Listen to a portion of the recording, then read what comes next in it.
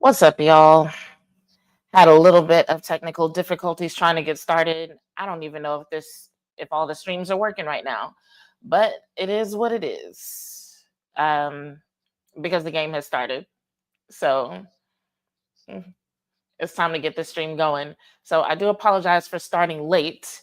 If you're still rocking with me, thank you. I appreciate the people who show up even, when the when the technical difficulties start to hit. But let's look at this game though. So if you're watching along with me, I'm at 1340 left into the oh my goodness. So I've been working with technical difficulties, so I just looked up at the screen. And usually, when you see two receivers in the same area like that, it means disaster. I don't know if that was by design or if Jordan Love just figured that shit out on the fly and said, "You know what? One of y'all go up and get this. Y'all got it." I ain't never seen nobody double team a defender before. What the fuck? This is wild. Okay, first and 10 for the Packers. Here we go. I'm getting in the groove, y'all. I don't normally do live reactions with the game, so bear with me.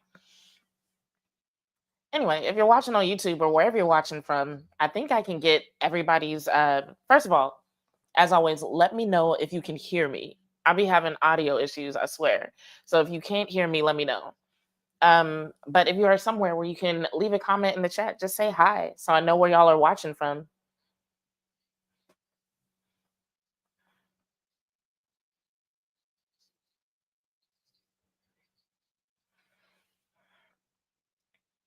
All right, we got a second and four. Packers running the ball. All right. Izaraku got behind the line of scrimmage. Good for him. Thank you, Jeff. Thanks for letting me know that you can hear me. One thing I can say about the Cowboys defense is they've been solid at stopping the run. It's just that might be the only thing they've actually been good at this season. And so teams have been attacking them literally every other way. Jeff Brown from Ohio. From Ohio. What's got you watching Packers and Cowboys today? Are you a fan of one of the teams?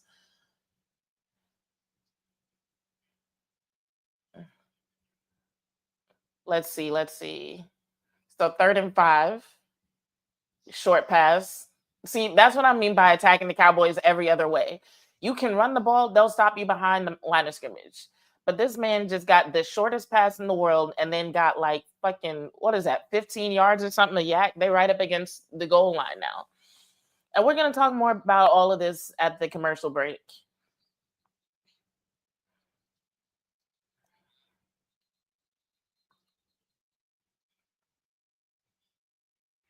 Mm. Jeff Brown is a Packers fan. Well, I have a feeling you're going to be celebrating in a couple of minutes. I won't be mad at you. I didn't hear what the flag was.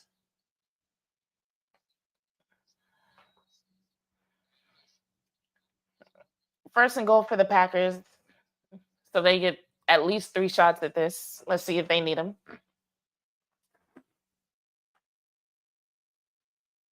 First and goal from the 5.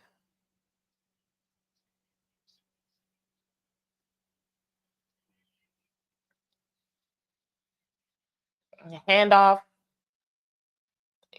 Got about 3 yards off of it. All right. Second and goal from the 2. I mean, I know it's really early in the game, but Iziraku seems like he's trying to play aggressive tonight.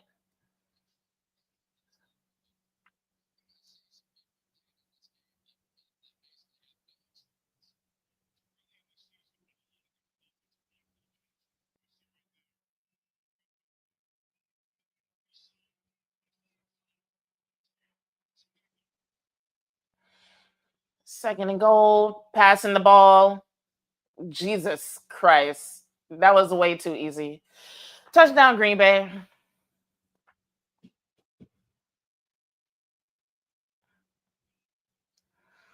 It wasn't even bad coverage by Deron Bland. It just hold on, they showing it in slow motion. Let me see.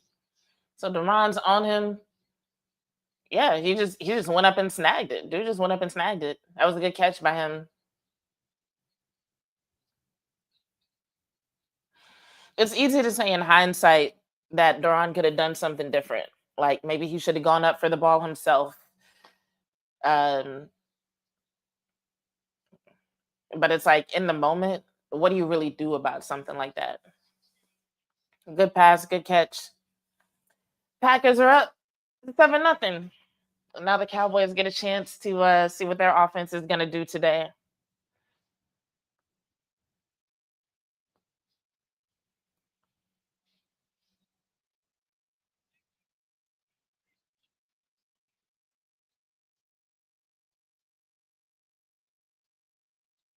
All right, let's see if I can get this game clock set up.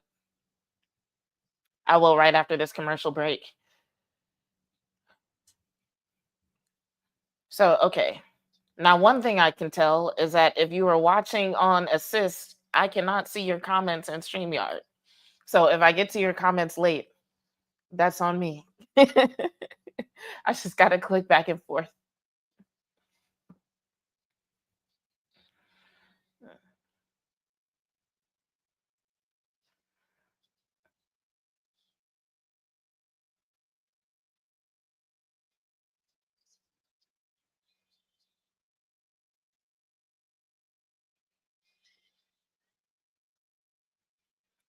So that was 1, 2, 3, 4, 5, 6, 7, 8, 9. 9 plays for a touchdown. Okay, not bad.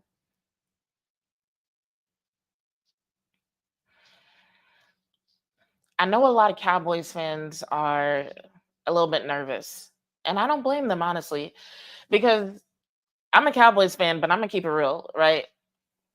The Cowboys have not really shown us anything to suggest that this is going to be a good game for them, right? Now, I'm not saying that you can't indulge in the hopium and hope for the best and hope this game goes well for the Cowboys. It very well could. I'm just talking about like evidence.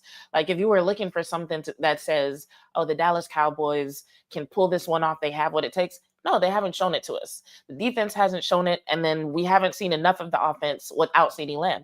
Now, that is the one thing that does kind of give me hope. The fact that the last time we saw the offense, they were without one of their key players, and it was very much it was a surprise. It was an unfortunate circumstance that led to that happening, right? And so now they're going into this knowing they have a couple of offensive linemen out. They know that they're going to be without CeeDee Lamb. They've had time to prepare for that.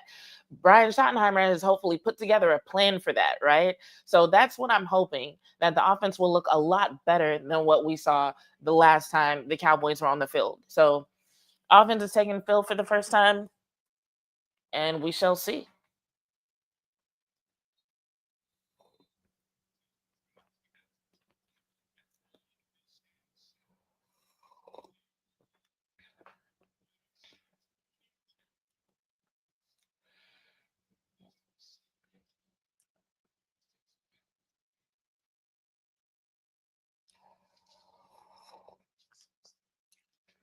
This is the matchup everybody's waiting to see. Dak Prescott on the field with Micah Parsons.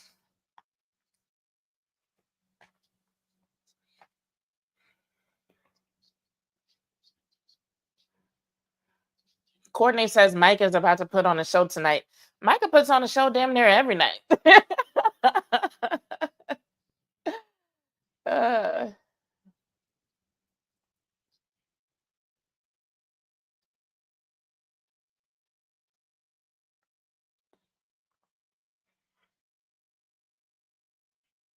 all right, I think we got everything synced properly. I'm working with some new platforms, y'all.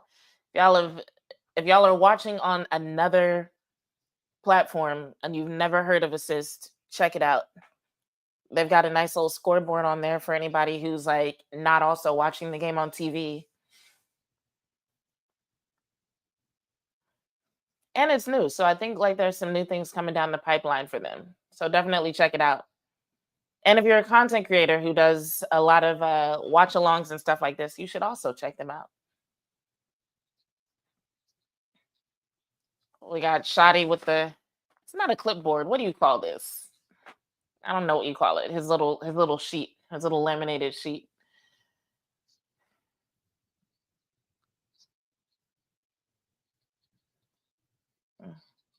All right.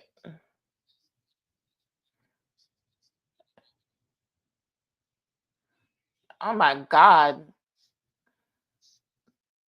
So I said, "Oh my God," because Micah got around the edge of the O line quick. Now the play was going the other way, but that was not a very good showing by the offense.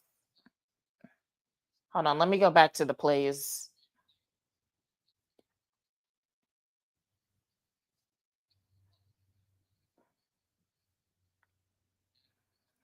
So we had a shotgun to Javante for 3 yards. Javante again for 3 more yards, and then Javante for no yards. So it was the Javante show that first possession. I don't necessarily understand the logic behind that. I don't know what the strategy is. I don't know what he was going for. Now Micah didn't put on a show in that first possession, but they kept running the ball away from Micah with Javante. Um, so let's hope the defense goes out here and does something so that the Cowboys offense gets another chance. What the fuck was that? Honestly, what the hell was that? Like, that's your first possession in a game that everybody's watching. Everybody's waiting to see what happens, and that's what you put out there. Was that Was that nerves? Was that killing the play at the line? What the hell happened? I don't know. I don't like that. That does not bode well. It does not inspire confidence.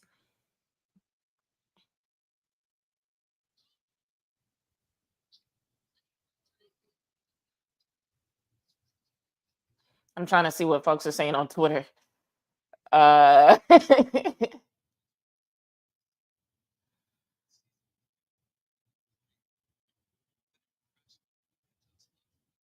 well, they already mad at Jack Sanborn. So, yo, I am 100% team Maris Lufau. He needs to be getting more snaps. He needs to be on the field more. I don't know why he's not. I don't know what's with this. The practices will determine everything bullshit. I don't know what's up with that. But it's like, what the fuck is Sanborn doing that like? And here's the thing about the Cowboys fan base. Like, Eberflus gets in these press conferences and talks up Sanborn like he's this great leader, like he's this great athlete. And it's like, we know what the fuck Maris Lufau looks like. We saw him all last season. Even though the Cowboys had a rough season last year, we like Maris Lufau was a bright spot. You know what I'm saying? So why are you getting up in here in these press conferences bullshitting us talking about the practices are going to determine everything when we already know we can see Jack Sanborn now and we've seen Maris Lufau before. So we already know what you're working with in terms of options. So what the fuck are you really saying when you try to convince us that Sanborn should be out there and not Lufau? Now, you kind of got to pass with the first game because, um, the comment that Shoddy made about how Maris was going to have to earn his playing rights back. And people were like, okay, well, maybe it was because of the fight that he got into, and fans kind of let it go. That was a long time ago, and he didn't get suspended for that. He didn't even do anything major in that fight, right? So if that was the reason, that shit should be over by now. So let's see who we got on the field. I'm really bad at matching numbers with names. And I wish I had a bigger TV. And I wish they showed us end zone view on the broadcast. What the fuck? Yo. Why do the opposing team's targets keep ending up wide the fuck open against the Cowboys? How does this happen so often?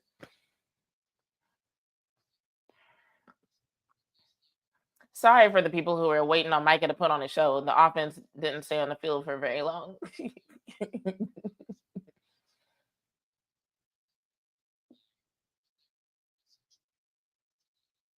All right, let's try this again. 1st and 10 for the Packers.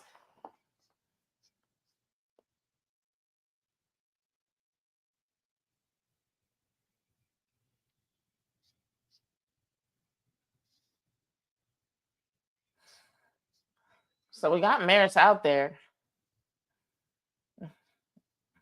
It looks like the dudes on offense definitely have their eyes on him, though. They were not letting him get to that ball.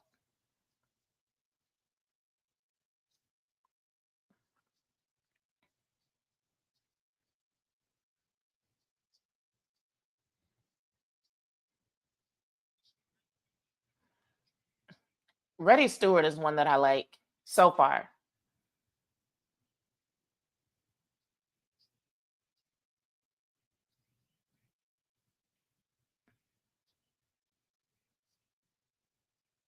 Okay, solid run.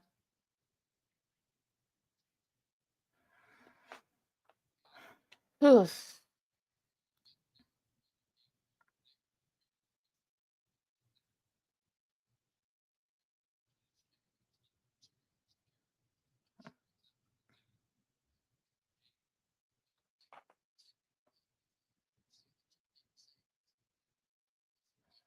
Another first down for the Packers.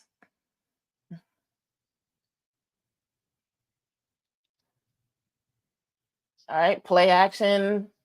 Another fucking wide ass open target. What?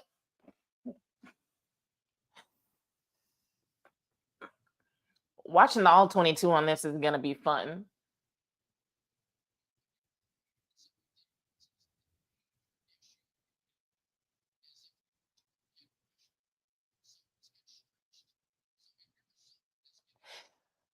The biggest issue with the Cowboys, and it's a very big issue, is you can't be out here playing zone like this, but also not getting pressure. And it's like they've done better when they blitz, but Eberflus don't like to blitz. So it's just like you're not the one thing that you are doing somewhat well, you're just not doing enough. Okay, now we got Maris back there. And at least they didn't get another first down.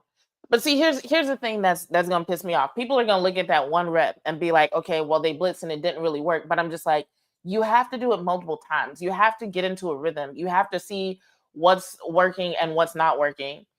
And then who is this? Okay, who did they hold? Because I was actually wondering if there was a holding as well, because that's part of it. Will they replay it?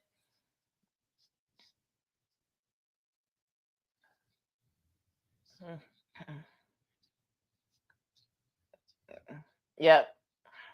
So kneeling got held. So that's a really big deal too. So had it not been for that, that would have played out totally differently.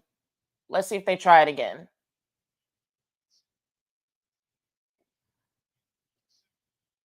Nope, sending four.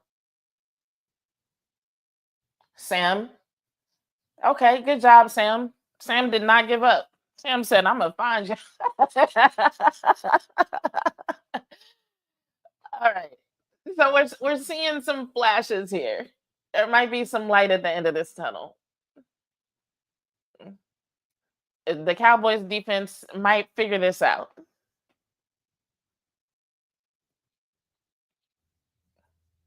But in the spirit of complimentary football, so the Packers are 3rd and 18 right now. So if the Cowboys get them off the field, I need the Cowboys offense to do their fucking job.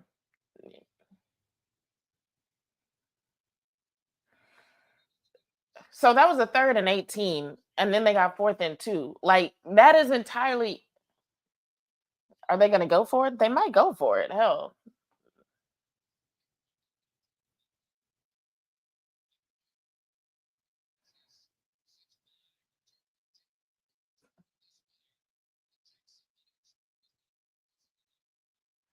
that was a good hit by Dono though. Well, that was actually Dono and Malik Hooker. Yep, they going for it. I mean, why would you not? Why would you not?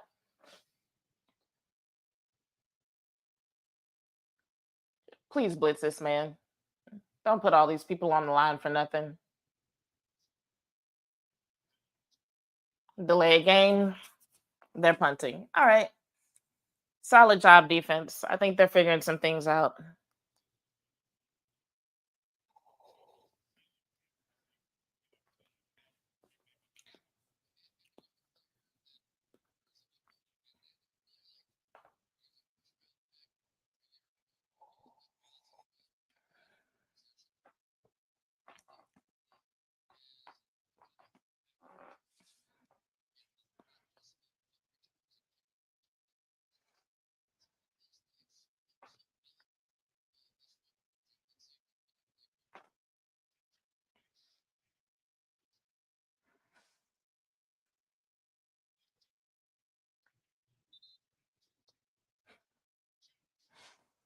All right, I think Courtney Joe in the chat is still looking forward to Micah putting on a show. So let's see if he does after this commercial break.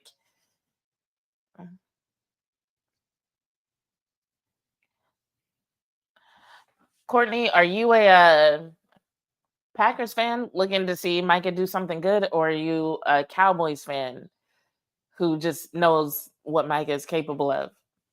That's my question.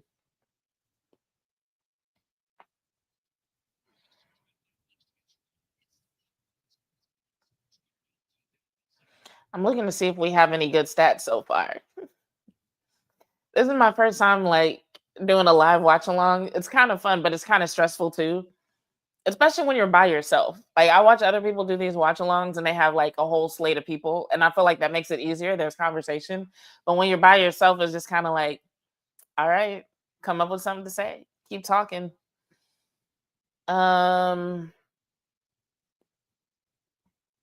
let's go to the box score. All right, so the Packers came into this game with a 74% probability of winning. Um, and now it's up to 88%.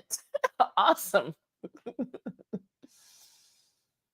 Hopefully that'll change. I'm pretty sure that has a lot to do with the fact that the Cowboys went out there, got a 3 and out, and sat their ass down. Like Dak Prescott has yet to complete a pass. You know what I'm wondering though?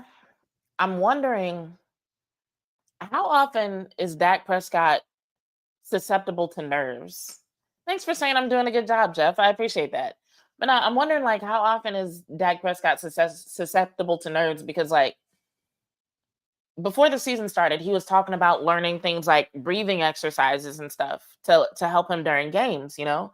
And that is a common technique for soothing anxiety, right? And then you also got to think about things like his nonprofit, so dedicated to mental health, and helping people overcome, um, just suicidal tendencies and different symptoms that lead to that, you know.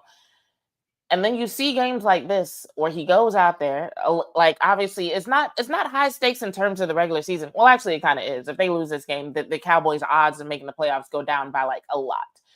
Um, but you just gotta wonder, like, are all the run plays because he got nervous and just handed the ball off when he should have been passing? Like, is there a part of him that's nervous about Micah getting around that edge so quickly? You got to ask yourself. And it definitely would explain why he has so many issues in the postseason. You know, if he's putting a lot of pressure on himself, or if he feels like there's a lot of pressure on him to do well, but he also suffers from like anxiety or something like that. Because there are some things that are like similar to anxiety, but not anxiety. But if he suffers from something similar to that, then a big moment like the postseason, like postseason games. All right, a first time for the Cowboys. Awesome. um that could definitely affect his performance. Micah almost got to him. He got that ball off quick.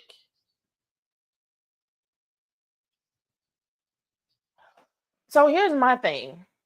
The announcers are saying a little bit of a chip. No, like Tyler Guyton was out there on his own. It looked like he had tight end help. I don't know what the fuck happened with that. Tight end just like left him hanging out to dry. So now we got tight ends on both sides of the line.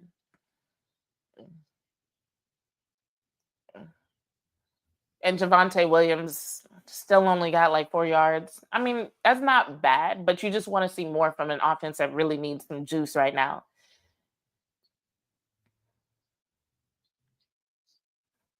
Like 4 yards for a run is adequate, but it's just like we really need the offense to like rip off an explosive play. Like they need some confidence right now.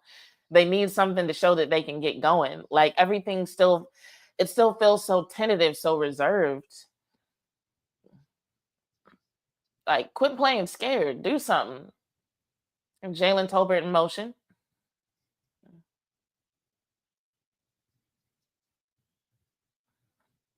Pass broken up by Keyshawn Nixon. I mean, honestly, he's lucky that pass was broken up and not intercepted.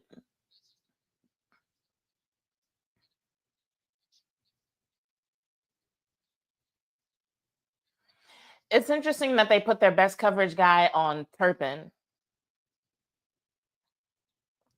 I mean, to me, that just shows like a really good understanding of the Cowboys offense because I think the assumption would have been to put your best coverage guy on Pickens, which where the fuck is he right now? But to put him on Turpin, I mean, you got to give props to the Packers defense for that. That was smart. All right. So they're going to be short of the first down. I really think they need to go for it. The last thing that you want to do is, first of all, your defense needs to rest. They've been out on the field for a lot of this game. Also, your offense needs some confidence.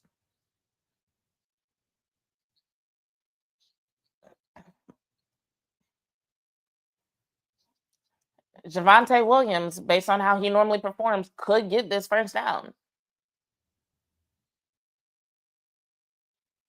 What was that word? Green Bay's taking a timeout to think about it.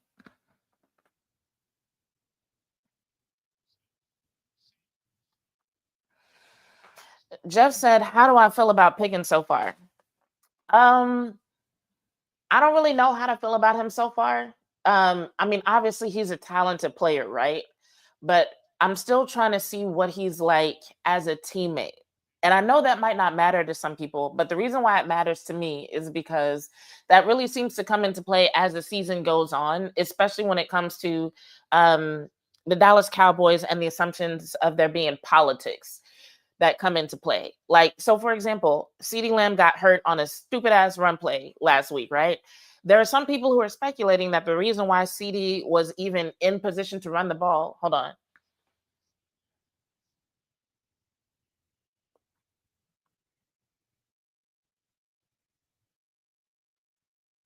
cord, is that what he's saying? Do not get a delay here. They're trying to make them jump so they get the first down. They're not. Nobody's falling for that anymore. This is 2025. Everybody on the field and everybody at homes. Everybody on the field and everybody at home knows what you're trying to do.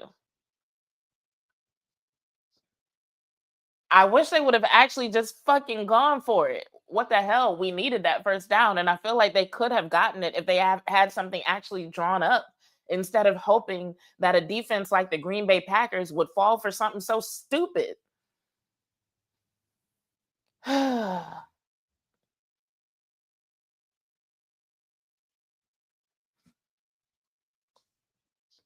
Complimentary football does not mean that both sides of the ball should suck. That's not how that's supposed to work. Anyway, back to what I was saying about Pickens. There's some people who speculate that the whole reason that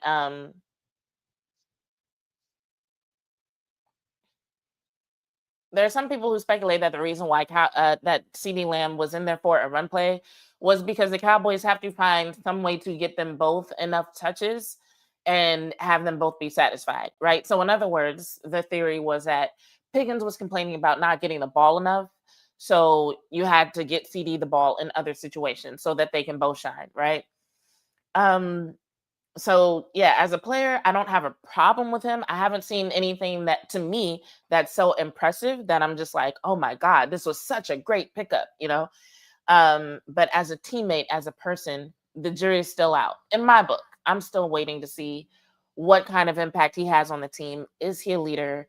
Is he a good addition, somebody that can actually help the team both from like the plays that he makes and what he brings in terms of his impact on the culture. So it's not exactly a hot take. It's not exactly something that most people would consider, I don't know, divisive or, it's not a real stand your ground take, but that's just how I feel about it. I need to wait and see. I need to see more. This is the fourth game of the season. I need to see more.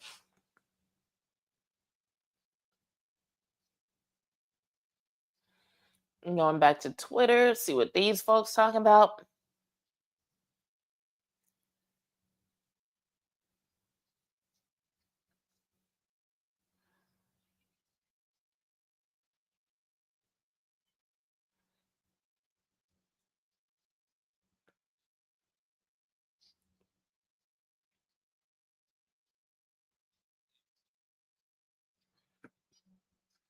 WNBA is also on tonight. I hate that I'm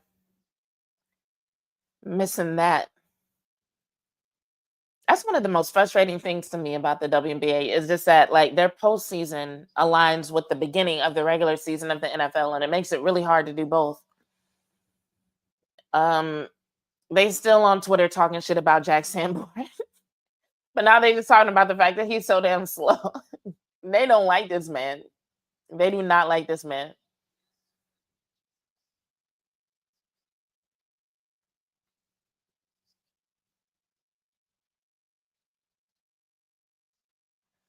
Vach Lombardi said your defense ain't good enough to punt right here. Agreed, my dude. Agreed. I really wanted to see them actually go for it and not pull this, oh, maybe they'll jump offside shit. They're not going to. The Packers are too smart for that. This is not some half-baked defense. Like they're the Green Bay Packers are actually good. they they actually have good ball IQ. If one of y'all don't tackle this man, I swear to God, play the Cowboys, get yak. What the fuck?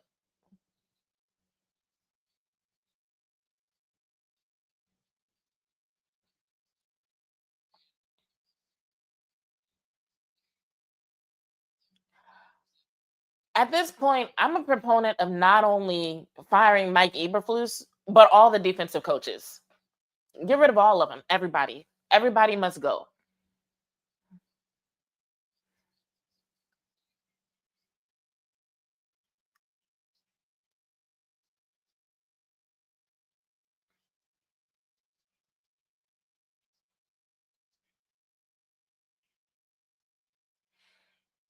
And it's like, I'm not even normally an advocate of people losing their jobs, but the reason why I'm a Cowboys fan is because some of my favorite players play for the Cowboys. Some of those players are on defense. And Eberflus and this staff are making them look very bad. And I don't like that. Not a fan. They look fucking awful. Terrible. It's like they figured out how to stop the run, cool. But now everything else is lacking. Literally everything else.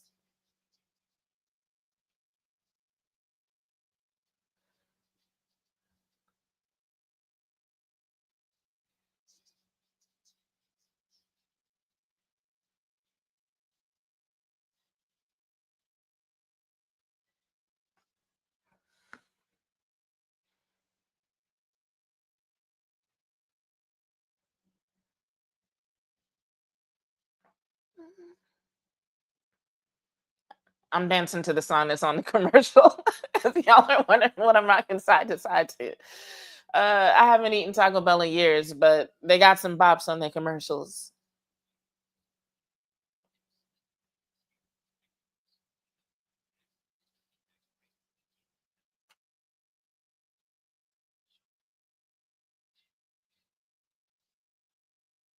'That's crazy.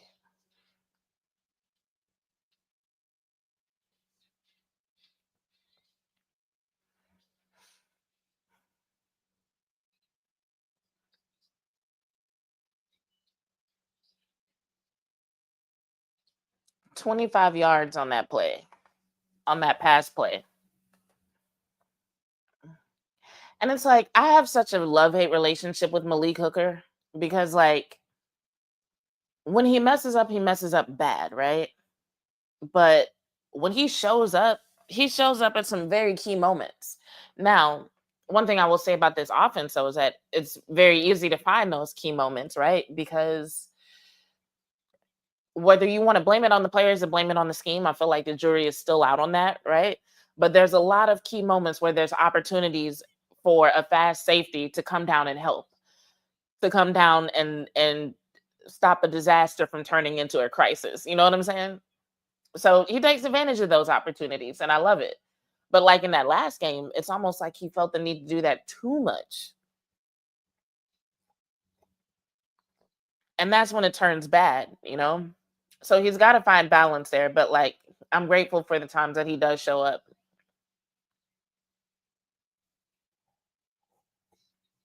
Hmm. Saturday Night Live is coming back. Bad Bunny and Doja Cat. That sounds fun. I'm just getting my charger, y'all. I just realized how weird it can look on screen when I'm just like reaching back behind myself like that.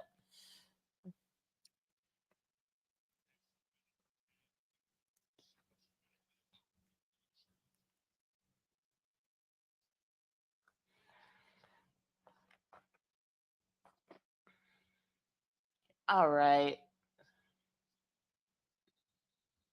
2nd and 5. Good stop by the Cowboys.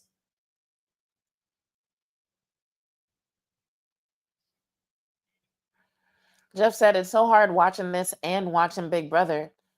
What do you mean, the show? Big Brother, like the reality show? Does that still come on? Wow. Okay. Is that gonna stand? A takeaway for the Cowboys? It's crazy when you're so used to the defense fucking up that you see a good play like a Diggs interception and you're just like, wait.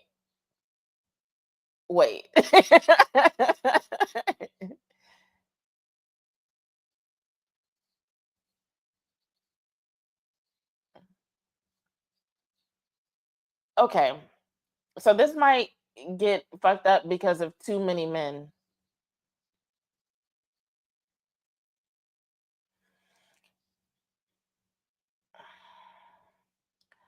Okay, so here's why this pisses me off. Not only because that negates an interception by Diggs, but also because this has happened way too fucking much this season for fucking professional defense. This is not the first. Anybody watching who can tell me, has this happened every fucking game?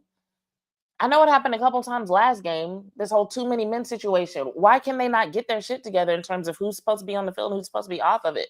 What the hell is this? I'm so fucking annoyed.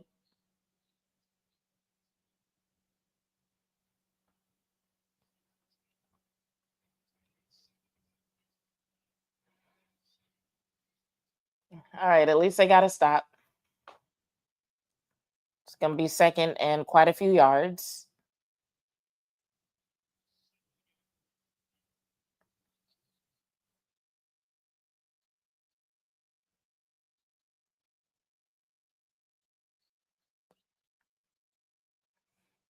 I'm trying to see if I can figure out who's watching on what platform.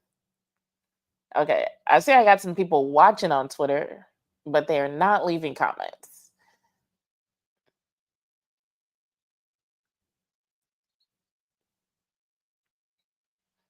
Twitter people, it's a lot of y'all. Talk to me. uh, hold on, I need to resync the play clock real quick.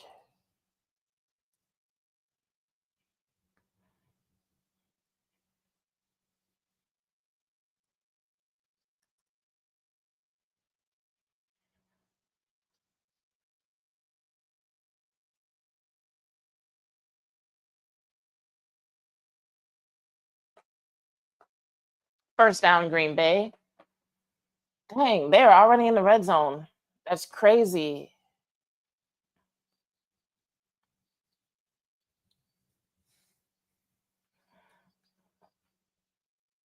Jeff, I did not know that Big Brother was still a thing. And yes, I imagine it would be hard to watch an NFL game and watch Big Brother. Honestly, if you watching the game, right, it's hard to watch an NFL game and watch anything else. Like if you're watching passively, that's one thing. But if you're actually trying to keep up with what's going on and why, like why they're sending four again, even though that's not working at all against any quarterback, especially Jordan Love. Um, yeah, you kind of, it does take a lot of your attention.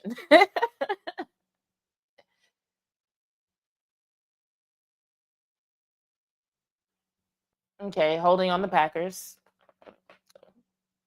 Cowboys getting the break.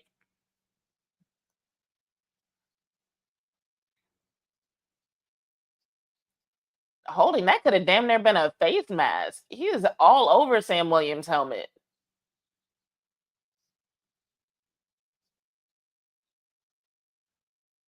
It's wild.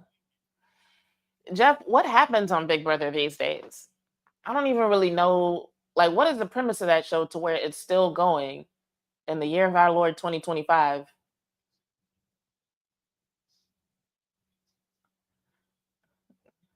Nice stop by the Cowboys. Mousy out here trying to make plays. I love it. Clement says, "What up, Clement? Good to see you in the chat." Clement says the offense hasn't done anything and the defense is getting smoked like barbecue chicken, allowing 5 plays of 15 yards plus. Long night. No, Clement, I get it. If there's one thing teams know they can do it against the Dallas Cowboys is get off big plays. So that's what they're all going to try to do, and they're mostly going to be successful. Even I feel like an offense that doesn't even normally get off big plays could probably do it. Um, and the offense, yeah, they playing scared. I don't know what the fuck is going on.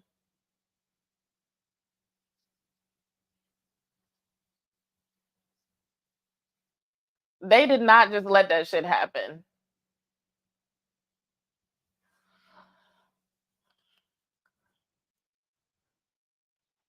So Jordan Love got the snap,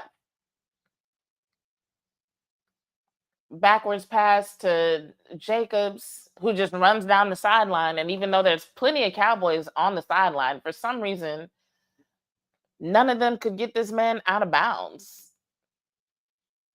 This man just ran past and just literally. So Murray tries to get there, but was behind him. So I'm not even going to call that a bad tackle because that was hardly a tackling attempt. And then he just pushed Diggs out the way. And then Dobbs for another touchdown. So Green Bay up 13 nothing, about to be 14 nothing. Who was that on coverage? But yeah, you're right, Clement. It's going to be a long night.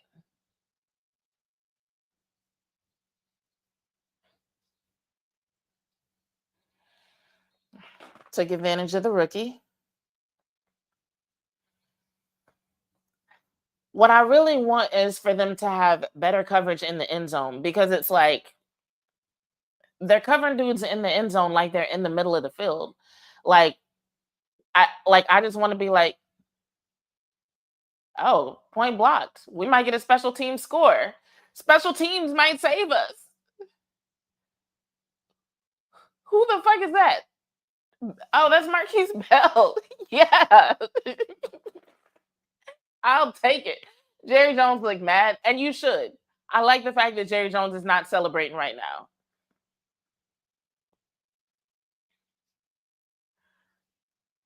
Because the fact that your only scored tonight is 2 points from special teams.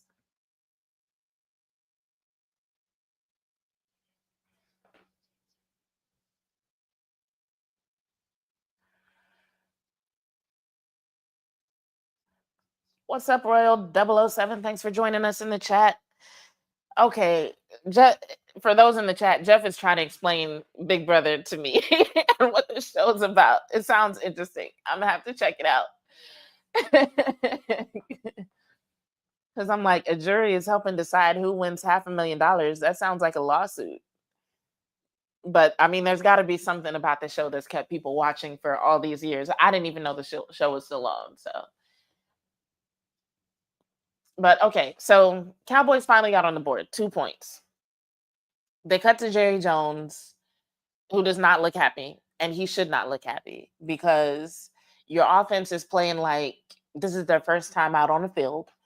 Um, your defense is playing like not only are they not good at tackling, they don't even really know how to tackle. They might not even be fast enough to tackle. Um, and then it's like with a defense like this, right? Your secondary has to be prepared to tackle. And so to watch Trayvon Diggs have the life stiff armed out of him, it just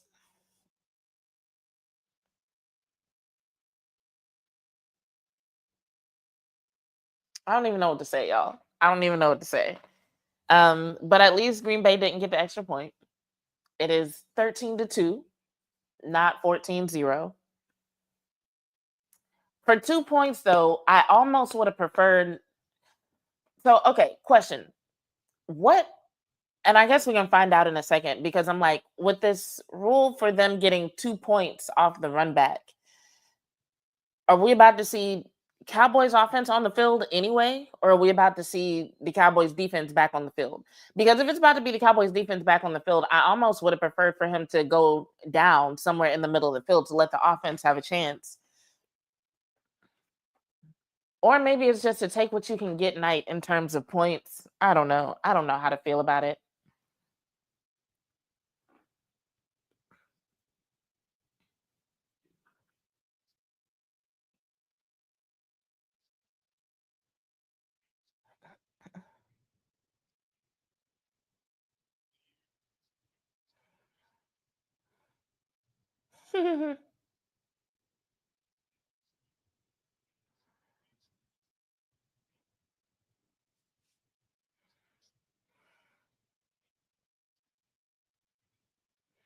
Okay, so Cowboys offense back.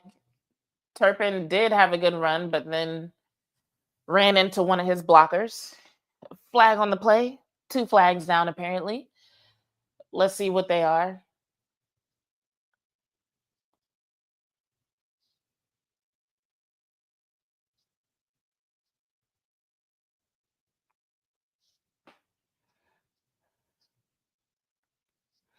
Okay, offense on the field next. Normally, I do a really good job of keeping up with like the flow of the game after all the rule changes and everything, but this year I just didn't. So thank you guys.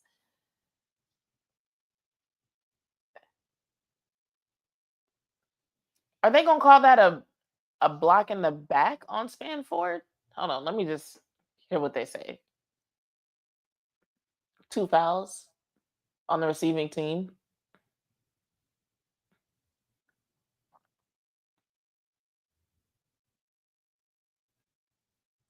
One block in the back, one holding. They're calling on Maris.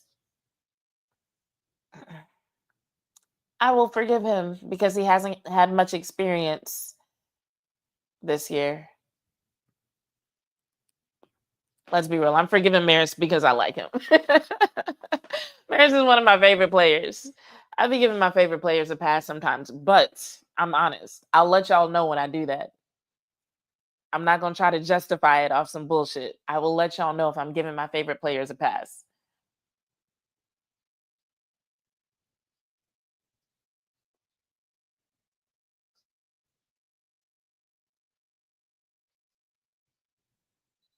What happened there? Did the turf monster get Miles Sanders? It looked like he was about to break off a run and just like slip for a second. He still got a couple yards though, so I'll take it.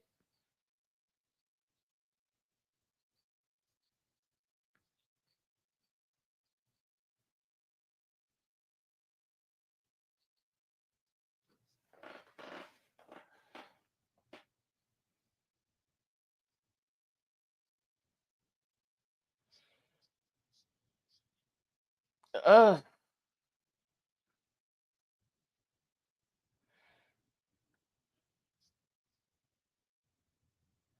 Looks like it's about to be holding on the Cowboys.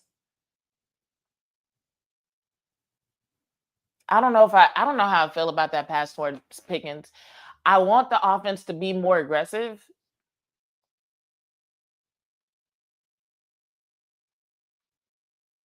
Yeah, Tyler Smith holding. Okay, Green Bay is declining the penalty, probably to just get the Cowboys off the field. It's third down. But yeah, the Cowboys offense needs to be more aggressive, but they also need to find something to get these guys open. The Packers coverage has been really good tonight. And so with the way that the Cowboys are playing, I don't think you want to take those kinds of risks. We need to come up with something to get these guys open. Okay, there we go. Hold the ball, Turpin. Go to the ground. Okay, now they pushing and shoving. What's going on? Flag at the line of scrimmage. I hope they didn't do something to negate finally the first good pass of the night.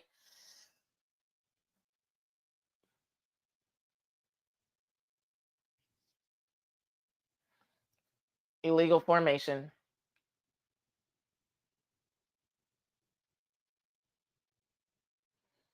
Repeat, third down.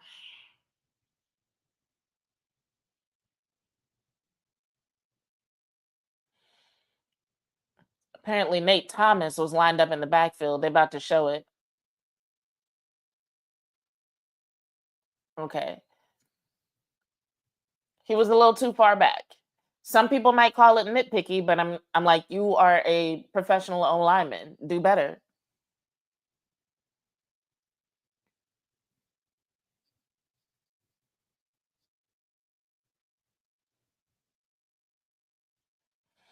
Why are you running the ball on 3rd and 12? What the hell did you expect to happen there? What the fuck was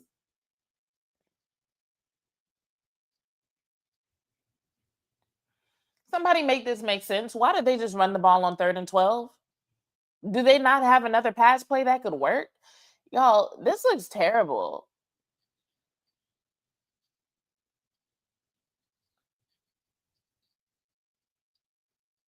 What are they doing?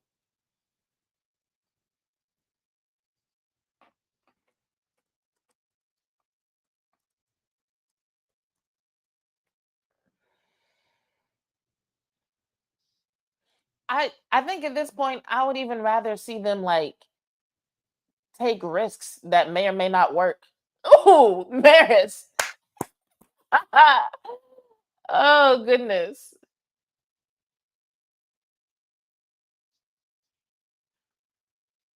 I love Maris little foul.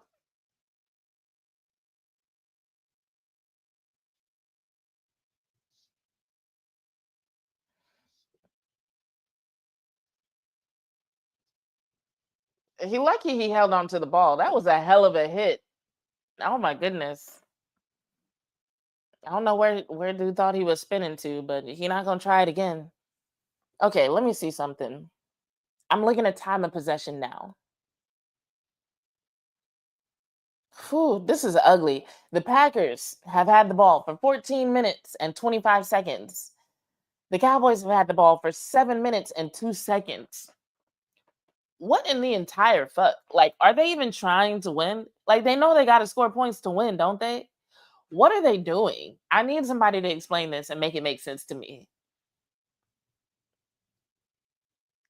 Cause I'm like, is it me? I know I'm still learning how to watch the game. I'm trying to, get the idiosyncrasies down and understand the strategies and understand the plays and when it's good to pull them out and why coordinators might make certain decisions when they make them. But I'm watching this and none of this is making sense. I can understand if some things don't make sense, but right now none of this is making sense. What what is their plan? Do they have a plan? Do they not have a plan? I'm like, you had a whole week to plan for a depleted offensive line. You had a whole week to plan for CD Lamb not being there, and this is what the fuck you roll out. I'm like, Dak Prescott is an experienced quarterback, so I understand that there's like a big storyline around this game. I understand you might feel a little bit of pressure, but what I just, it almost looks like they're not even playing to win. That is the frustrating thing. Like nothing about the approach on either side of the ball suggests like we believe we can win this game and we're coming out here to take it. Like they talk about going to the Super Bowl, they talk about making the playoffs, but nothing about what I'm seeing from this team says they actually believe that they can do that or that they actually have a plan for doing it. What are they doing? Like if I weren't already a fan of so many of the players on this team, I would be like, "Fuck this team." Like, if somebody made me watch this game and was like, "Hey, what do you think of the Cowboys?" I'd be like, if they were like, "Yeah, they got all these high draft picks, some of the best receivers in the game," I'd be like, "You're joking, right?" Like, honestly, like if you were in a place to leave comments, like somewhere where you can participate in the chat, what do you think you would think about the Dallas Cowboys right now if this was your first time ever seeing them? Like, what would your opinion be? Clement says if you're an offensive lineman, you have to be on the line of scrimmage. Period. Elementary school stuff. Exactly, exactly. That's what I'm saying. I'm like, you look at it and it's like, okay, he was kind of close, right? And that's why I said some people might call it nitpicky, but at the end of the day, if you are a professional and that is your fucking job, you don't have an excuse to get that wrong, even if it is close. You don't have an excuse for being close and not right. You don't have an excuse for being close and not correct. Like get it fucking right. It's elementary. That's like O-line basics. You know what I'm saying?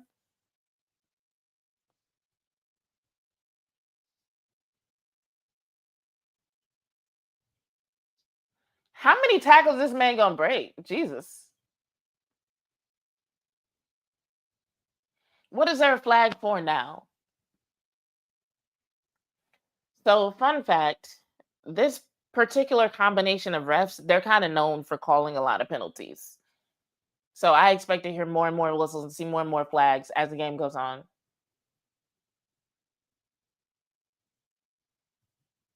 Unnecessary roughness. I call an unnecessary roughness on Izuraku.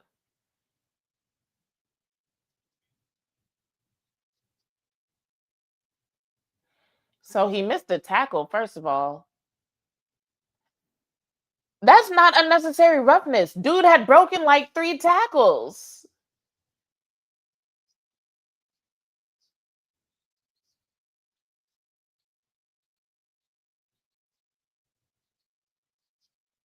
Oh, he punched him. Okay. Well, yeah, don't do that. I saw it. I thought he was punching at the air.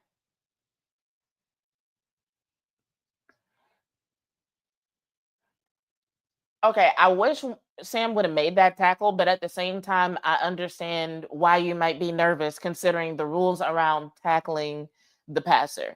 So when it comes to Sam, I'd rather see him play it safe than do too much and get another penalty, especially the way this night is going. Clement says, Shoddy is calling the game too conservatively for me. Give up football and thank you. I agree. I don't like the way he's calling this game at all. Um, it's like your team has a losing record.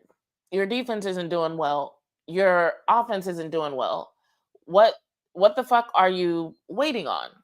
Like what are you I don't understand them playing so conservative, so scared. I don't get it. I don't get it.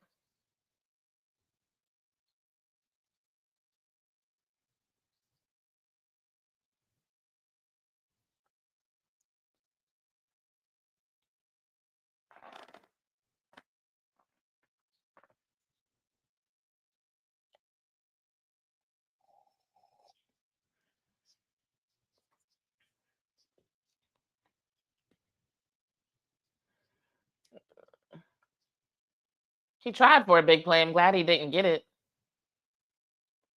Somebody limping off the field. Who was that? No, not Malik Hooker. God damn.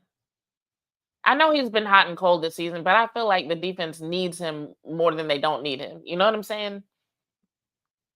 I feel like the defense is better with him than they would be without him, even though he hasn't been perfect.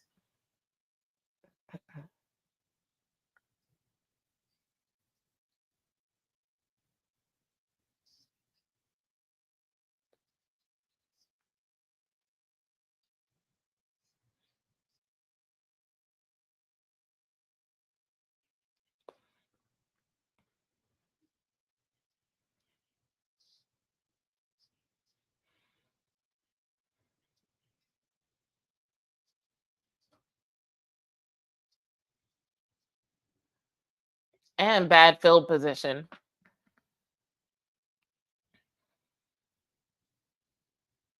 This is exactly what we need. The Cowboys offense with a long field. Great. Great. Jeff, what do you mean when you say he might be trying to prove a point to Jerry? Expound on that.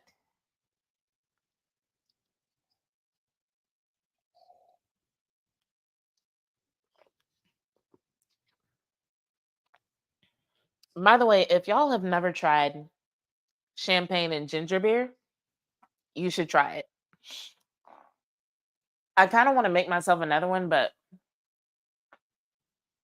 I have this thing that happens to me when I drink where my nasal passages get like really dry and it gets hard for me to talk. I start sounding like nasally and stuffy. So I don't know if I will. We'll see how I feel at halftime.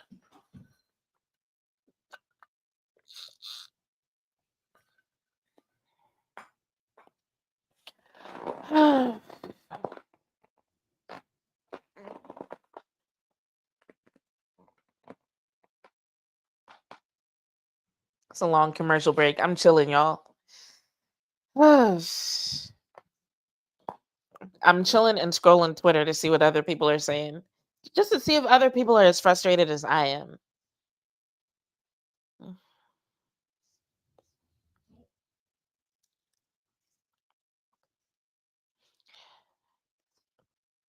Jesse said, "Let's go 99-yard slant to Pickens." Yeah, right. Foots the King said, "I feel like we never get good field position like ever." Well, in order to get good field position, you got to have a good defense. That's part of the whole theory of complementary football. Um, but when it comes to complementary football, the Cowboys are doing it wrong. The Cowboys seem to think that complementary football means both sides of the ball should be equally bad.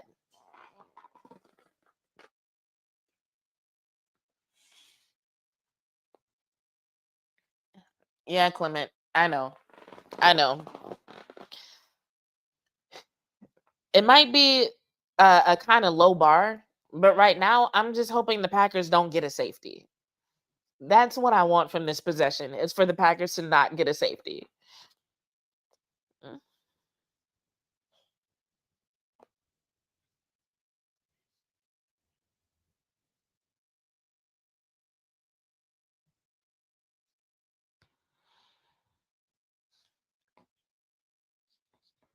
All right. Not a 99-yard slant, but we do finally get a successful pass to Pickens, and it is a slant.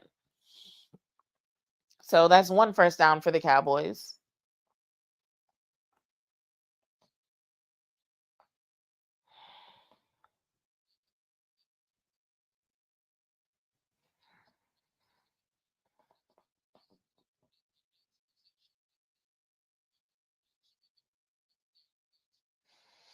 One thing I will say about Pickens, because Jeff asked me earlier what I think about Pickens. One thing I will say about Pickens is he's not a replacement for CeeDee Lamb. CeeDee Lamb is way too versatile. Pickens, you basically have to put him in the same spot every time. And that right there, like, I think is an underrated strength of CeeDee Lamb. I think people really don't give CeeDee Lamb enough credit for how much the offense benefits from being able to do that.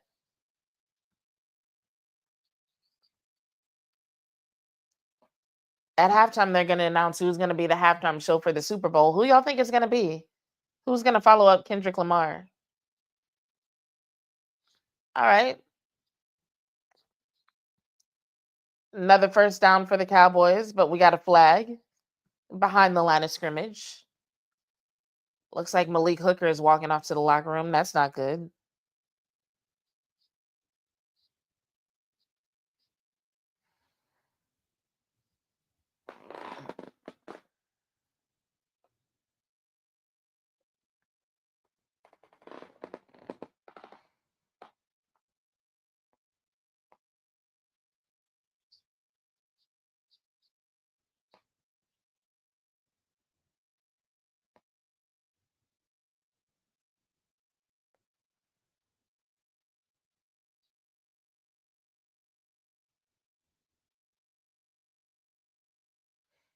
Holding on the offense.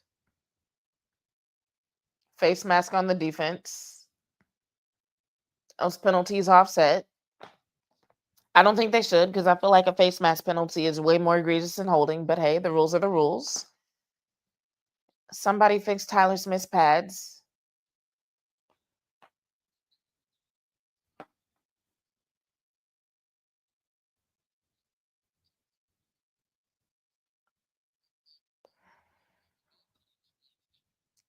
So we got Dak Prescott under center. Tyler Guyton with tight end help, handoff, run, first down. I'm so glad that the Cowboys finally have somebody who can run in between the tackles. They've been needing that. They've been needing that.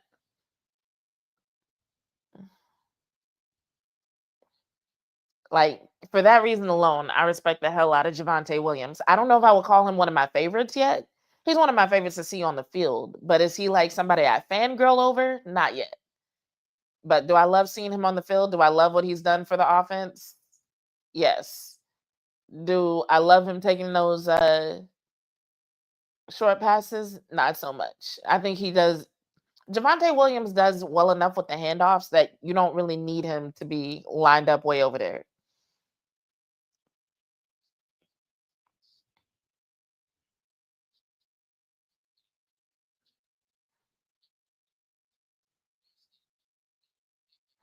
Javante Williams' picture looks weird. I don't think that's what he really looks like.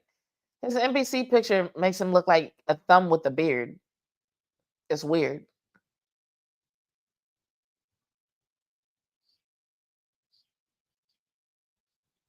All right.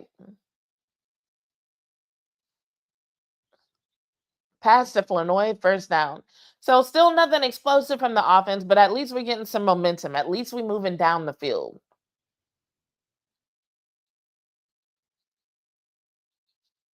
Maybe life without Lamb is harder to figure out than anybody's given the offense credit for.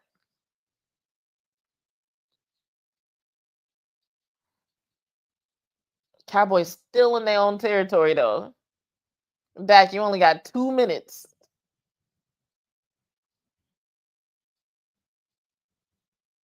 All right, short pass to Miles Sanders, almost got the first down. They chipping away at it, chipping away. Jeff said, "Are you going to live stream more games in the future?" Probably. It really depends. I'd be having to work. That is like the biggest drawback. Speaking of, if anybody wants to hit me with a super chat or something, feel free. um, but yeah, I would like to. I would like to. It just depends on if I have time. So, like, I am an entrepreneur. I am an independent contractor. So it's like a lot of times if work starts to pile up, yes, it does end up um it gets to the point where I have to work on Sundays. And a lot of times it's not even so much that I have to work during the games, but it's that like, just getting set up, being on camera. Like if I've been working all day, like last week it was an early game, for example, right? And I had worked all morning and had to work in the evening. And so I just didn't feel like being on camera. I was tired and I just wanted to eat, chill, and take a break before getting back to work. Now this week things were structured a little bit more differently, and so today I had a little bit more time to like rest and get myself together. I still had to work this morning. But I had a little bit more time to like take a nap, eat, chill, relax, get myself set up. I had time to like test stuff for the assist platform and all of that. So I had time to like actually get ready. And so that's the kind of thing that I need to ensure that I do more games. So like the money that I'm trying to make on the weekends, it's got to come from somewhere. So when I be asking people for super chats, it's not like I'm just greedy and I'm like just trying to make money off my platform. It's like, no, I really do enjoy making this content, but I also enjoy being able to like take care of myself and pay my bills. So I'm just like, yo, if I get super chats, if I get donations, and I start making money off the streams, then I don't have to do other work. But if I got to do other work, then that takes away from my ability to stream. So we'll see. But yes, short answer, who the fuck is Dak winking at? But yeah, short answer, I would like to, and I hope I'm able to, but that depends on a lot of factors.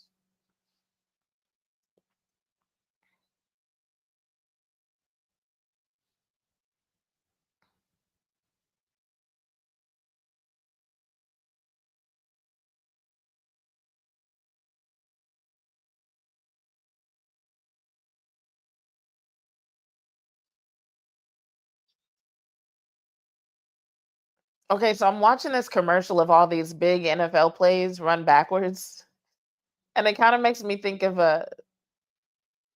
Oh, that's two different commercials. I was like, this is an Invisalign commercial? No. But it kind of makes me think of, have y'all ever seen Tenet?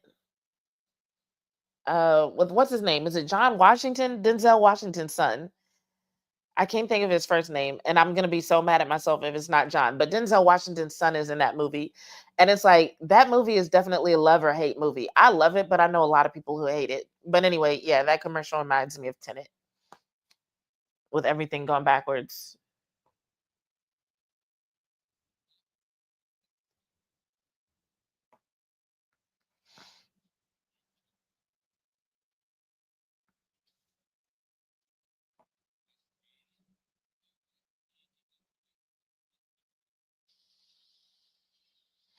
I'm watching. Okay, so now I'm just giving commentary on the commercials. Apparently, there's a show or movie coming out called Chad Powers. It looks like it's based on something the NFL Network used to do. I think it was NFL Network. Um, where they put prosthetics on somebody's face and they go to like the combine or college and pretend to be like a new player.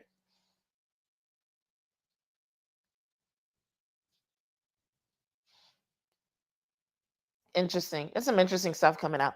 Y'all know what I really want to see though? I really want to see that movie Him that's coming out.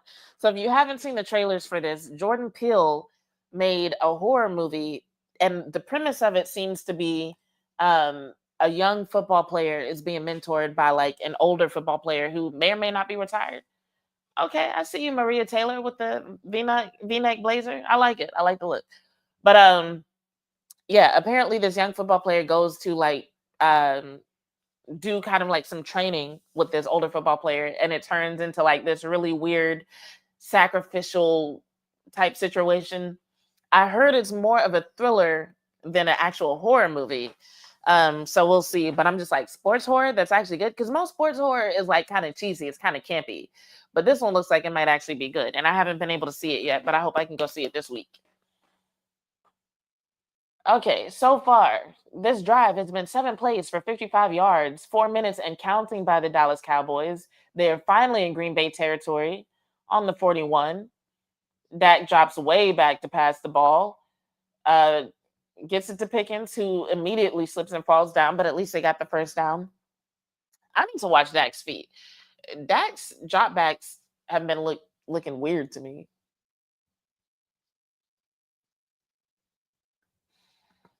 Jordan Love's cornrows are almost too perfect. Like they look like a Tyler Perry wig, but we can't see the hairline.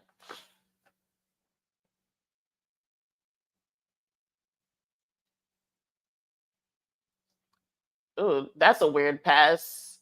Did he get that? Even the announcers are like, did Pickens bring that down? Oh my God. Oh, Lamb is on the sideline going crazy. Did he get it? And he was being pulled. I don't know. They might review this.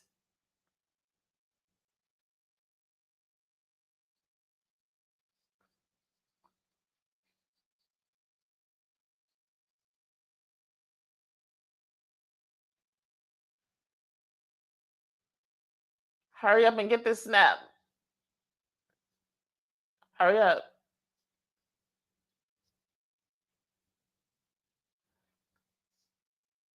Yeah, they were way too prepared for Javante Williams to run up the middle on that.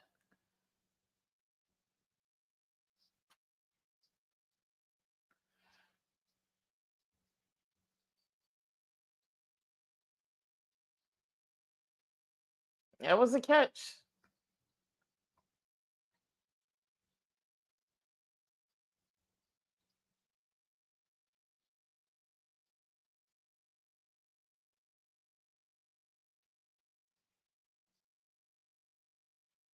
That was a hell of a catch, Pickens. Okay.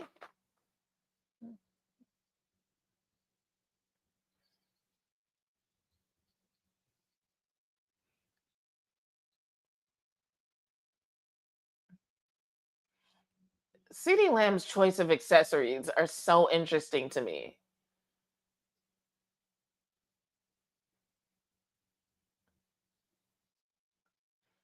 Okay. Quarterback draw for a touchdown. I'm into it. I love it. They weren't expecting him to do that. I'll take it.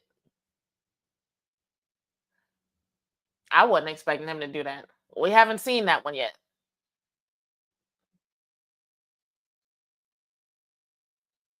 And it looks like it was designed because you see Javante Williams run not to catch a pass, but to like actually make a block. So that was definitely designed. And here we get Butter Aubrey, the most cool, calm, collected dude on the entire team. Extra point, damn near perfect. And now we got a 4-point game. Hey, 4-point game going into halftime.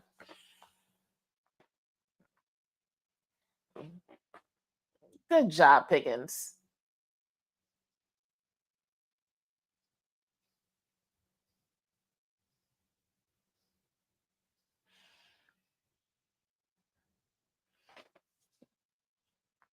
Now, if our defense can make another stop, we might actually see the offense open up the playbook a little bit.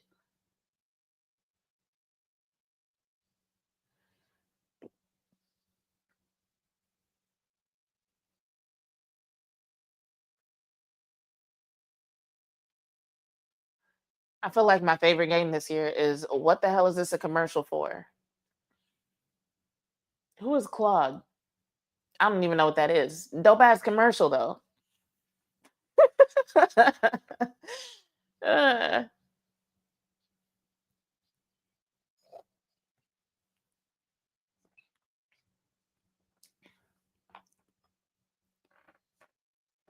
agreed, Clement. We do need we need to play better on offense and defense in the second half. One thing I will say about the defense is at least they are going in the right direction.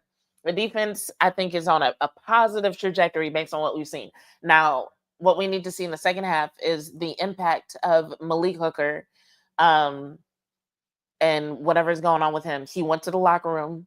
We really don't know what that means or how that's going to impact the rest of the defense. Um, Sam, I'm pretty sure we'll probably have some conversations with coaches because Sam has gotten close to making some really good plays. It just seems like he is being a little bit conservative, and I don't blame him for that. I don't blame him for that at all. I'm just saying, like, there were a couple of times where it looked like he didn't know if what he was about to do could penalize a team. And so he erred on the side of being more reserved. So I'm not mad at it. And my battery is dying on my phone, which is acting as my camera. So I'm trying to figure out the best option for that. Best option for handling that. We'll do this. I think it's just not. Hold on, you guys. Give me 1 second.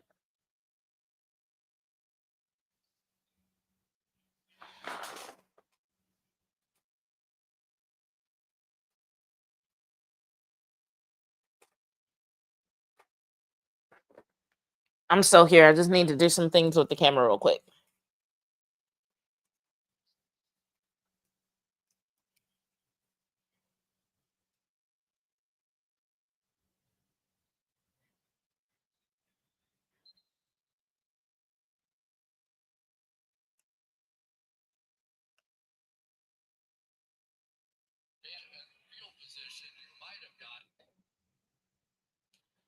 Oh, what the hell is going on?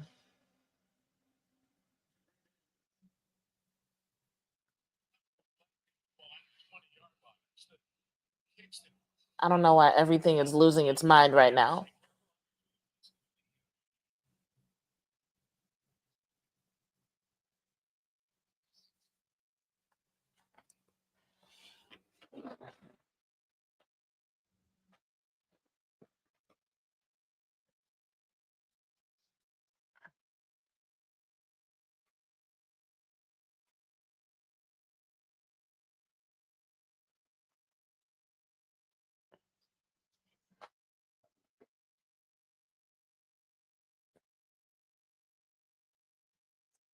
Okay. Hopefully, we're all good. I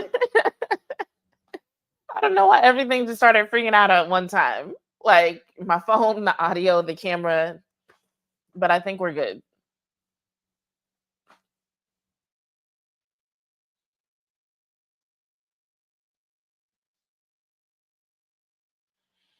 But at halftime, I probably will have to take a second and just look at some things going on with my camera. Ooh, nearly intercepted. That would have been a great way to end the half. I feel like our defense is starting to play with more confidence, though. Who we got out there right now? Is Sanborn still out there? Who's the mic?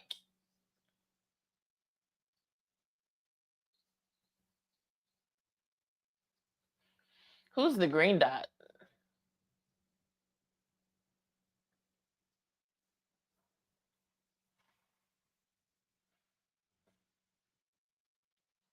Cowboys get the ball after halftime too, don't they? That would be so perfect.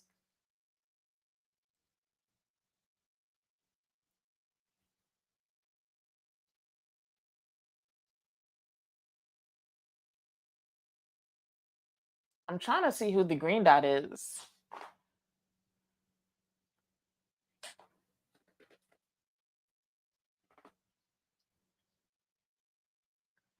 All right, they're taking 30 seconds. I'm gonna also take 30 seconds. So y'all give me a minute. Y'all might still be able to hear me.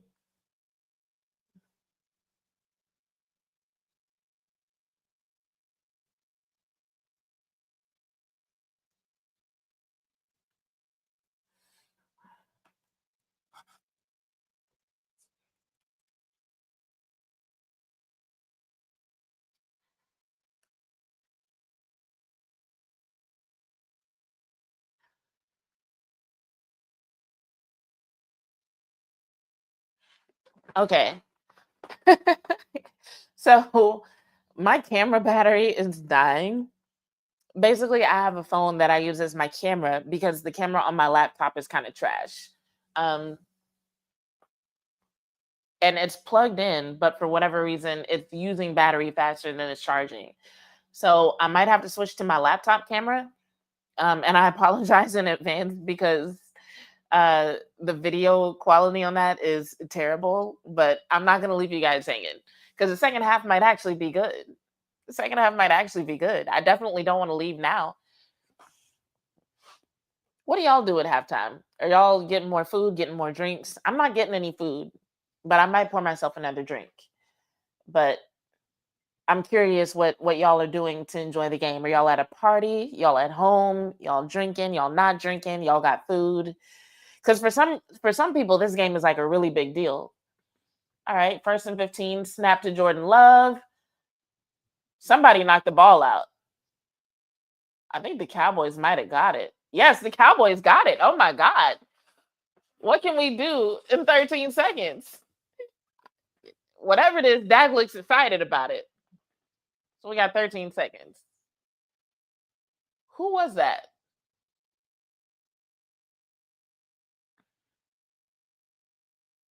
James Houston. Gotta love him.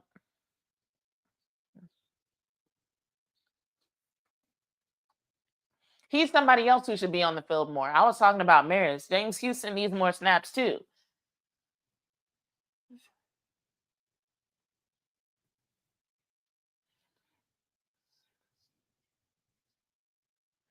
Oh, they're counting that as a sack? Dope.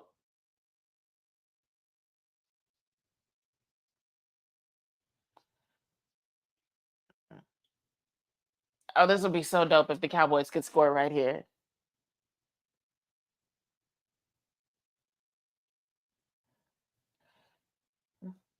I feel like they're gonna take like 1 to 2 stabs at the end zone. Oh my God, Pickens! Oh, Pickens gonna have himself a good week. That was excellent. That was excellent. That's the kind of shit I've been wanting to see from the Cowboys all season, all night, all season, honestly. Because like the Packers have had good coverage today, but it looks like the Cowboys finally drew up something that got the target open. There were two defenders on either side of him, but not close to him. That was perfect. These last couple of possessions have been the perfect example of complementary football. Defense gets a stop. Cowboys go out there, and in 4 seconds. Now, granted, they were already all up in the red zone, but in 4 seconds, they draw up a good play. They get in the end zone, going into halftime with the lead. Unless Jordan Love can also do something in 4 seconds. Uh, unless Jordan Love can also do something in 4 seconds, we gonna see. But Dak Prescott, considering all his years and experience in the NFL, plays like that. That's what the fuck I expect to see from him. When you get the ball back unexpectedly, with that little amount of time left on the clock, that's what I want to see from him. That's the expectation. That's the standard. I know that was a good play and everybody's excited because we didn't expect it. But honestly, that should be the baseline. That should be the bar. So I'm excited, but it's like, I need more. We need to see more. I need more of that.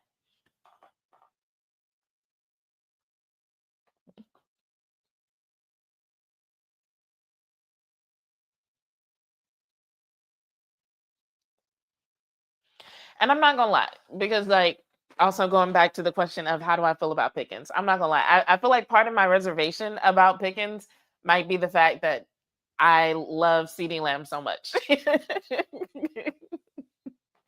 And so while CD Lamb as a player, he's very, 1A, 1B, we can share the spotlight, yada yada yada. I'm definitely like, this man better not take the spotlight from my favorite receiver. I won't have it. But CD's hurt. Pickens doing his job. I'm here for it. I'm excited about it. And this is a contract year for Pickens. He needs to show up and show out.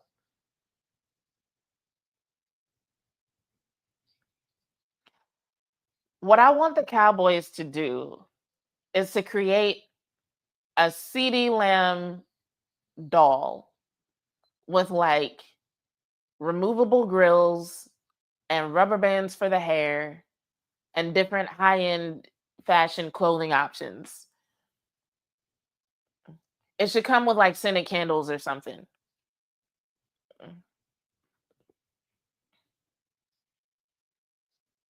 Because this dude is always doing something with his look. Dyeing the hair, changing the hairstyle, smile shining. If the Cowboys don't do it, Old Spice definitely should.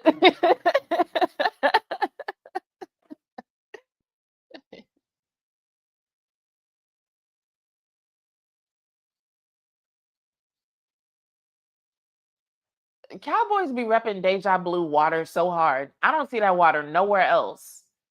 Did the Cowboys create this water?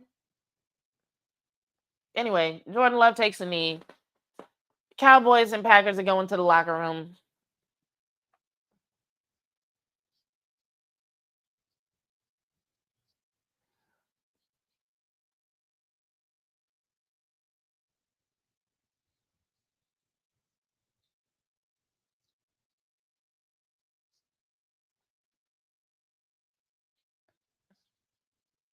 I'm listening to Matt LaFleur's message to the locker room.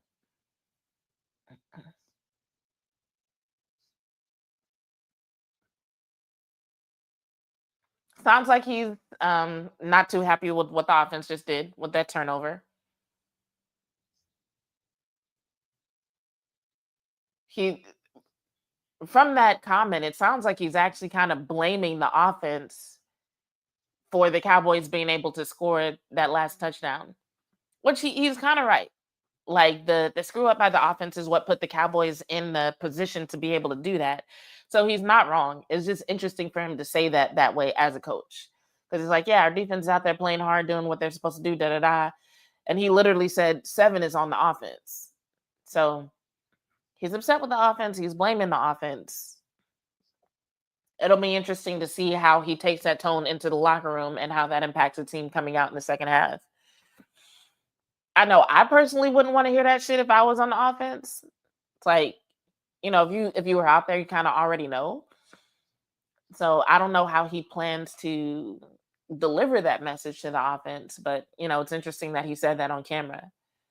That's one of those things that if the Cowboys end up winning this game, that's going to become like a soundbite. That's going to become something that's going to be talked about.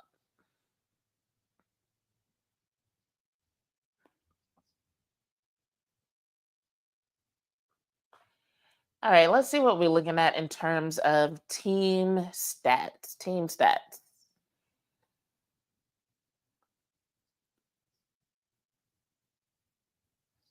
All right, 12 first downs for Green Bay, 9 first downs for the Cowboys.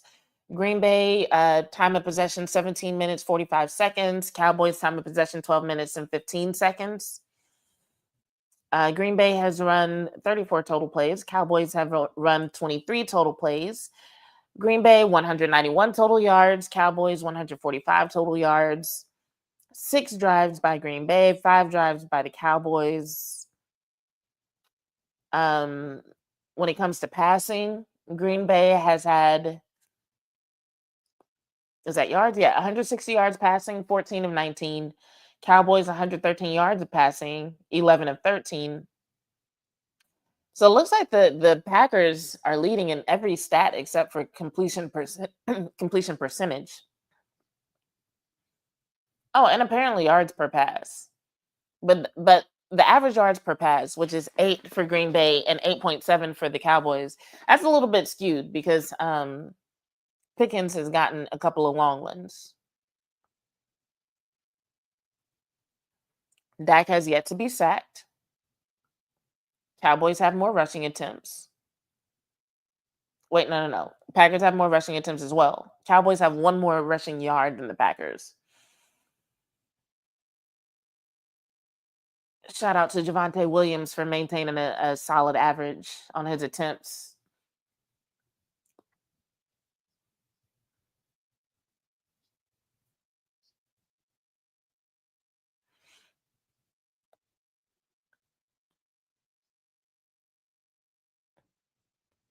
All right, so George Pickens, so far the talk of the first half, but he's only been targeted 5 times. Now that is the high for the team, but it looks like they've mostly been running the ball because let's see, we've got 32, no, 10. Sorry, I'm looking at this box score all wrong. 10 total rushing attempts by the Cowboys. 11, wait, no, no, no, no. 10 carries by the Cowboys, 11 receptions. So yeah, it's about even.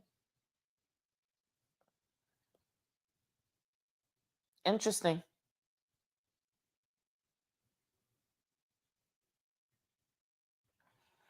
Interesting. I'm honestly I'm proud of the Cowboys for taking advantage of the few seconds that they had. Because they could have still kept playing reserve, right? They could have just like been like, all right, we got it close. We get the ball in the second half. We're gonna take a knee, right? They could have been like, all right, we're really close. So we're gonna let Brandon Aubrey take a field goal. But they went out there, ran a good play, and got the lead going into the half. And they get the ball back in the third quarter, right? So all good things. And it's like I'm pointing that out because they started the game in a very conservative manner. Like they started that game and it was like, they literally looked like they were playing scared in terms of the plays that were being called and how Dak was running the offense, all of that, right? And so, based on how they played early in the game, you would almost expect them to still be conservative, to still play scared in that particular situation. But they didn't. They took advantage. It was smart.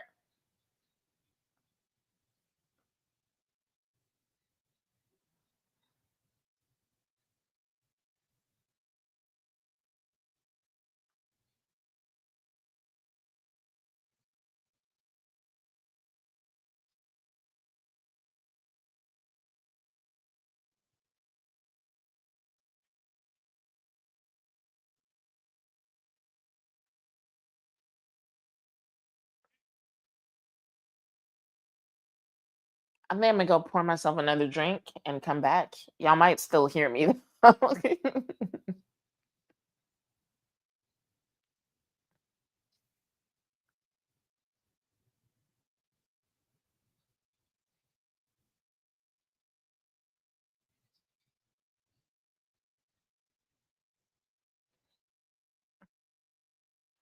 All right, let me just put it in the chat.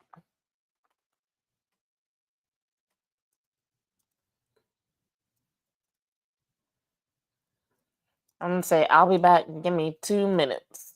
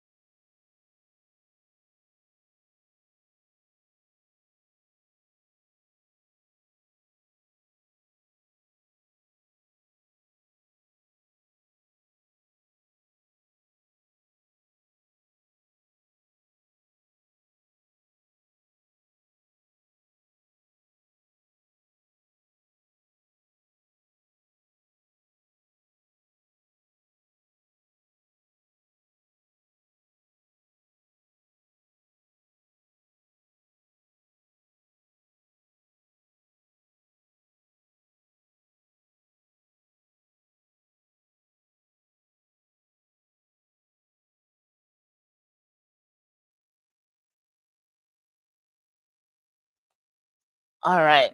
I was still listening to the game even though I left. They said AJ Brown on Twitter talking shit. So I'm gonna check out what he said. Oh, Bad Bunny. That's who's gonna be the Super Bowl halftime show, apparently. That's a solid choice. That's a solid choice.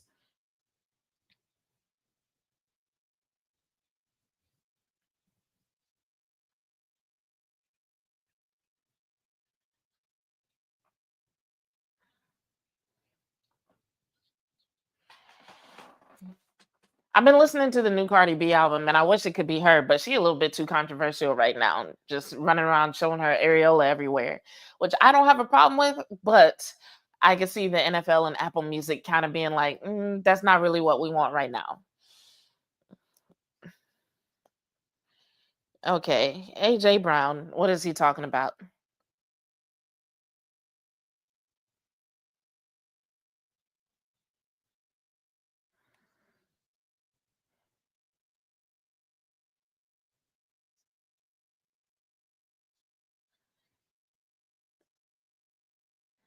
I don't think that's the right one. What the hell is his Twitter?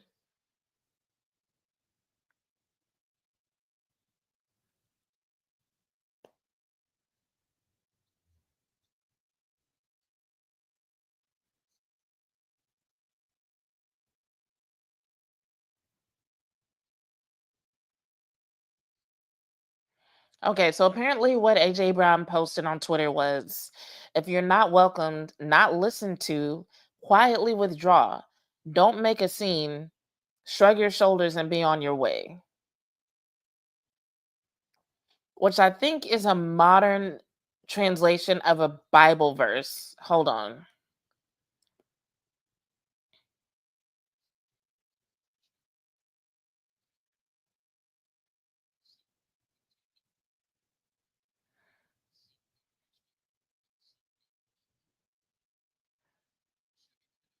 Yeah, that is the modern translation of a Bible verse.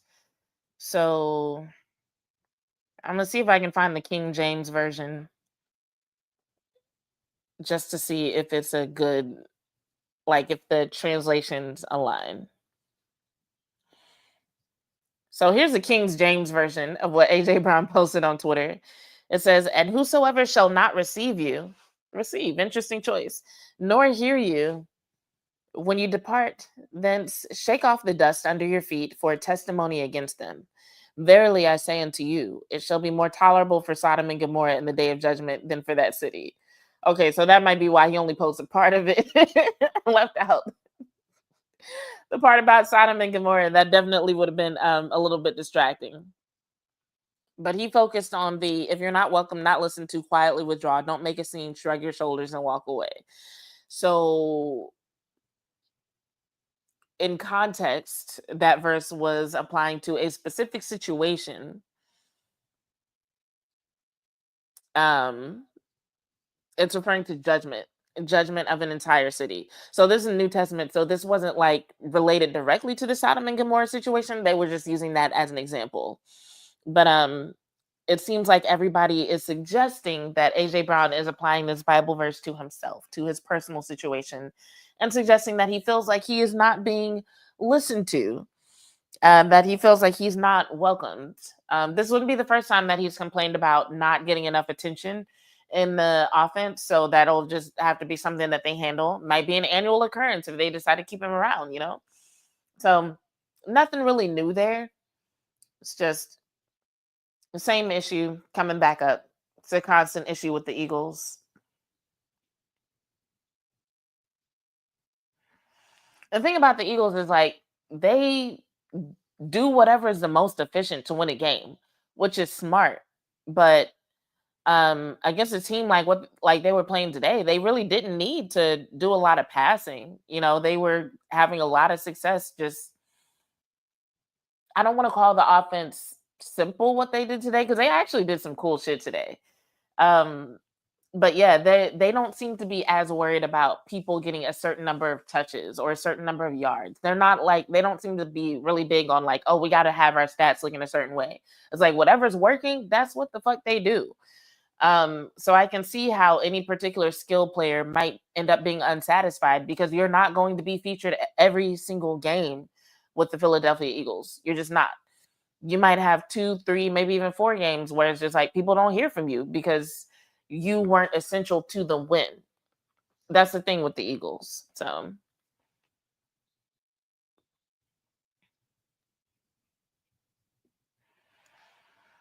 all right. Second half just started. Clement said, "We need to score a TD to start the third quarter to continue this momentum that we created at the end of the half." 100% agree. This is an opportunity for the Cowboys to really increase the lead.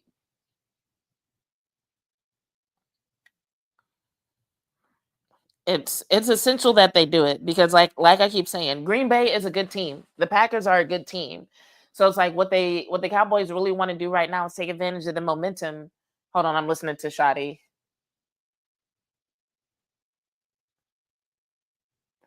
He not really saying shit. He never does.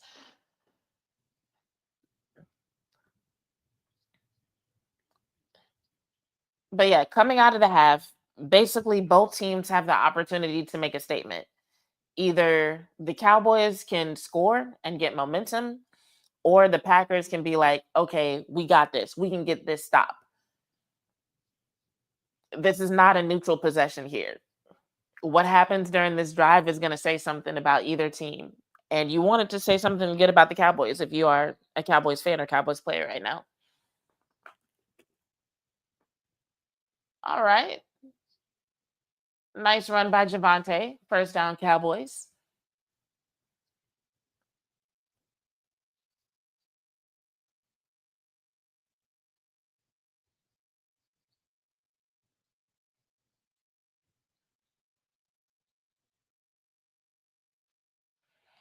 I know people are going to talk about Pickens a lot tonight, but I really feel like Javante Williams is making a huge difference for how this offense is being run.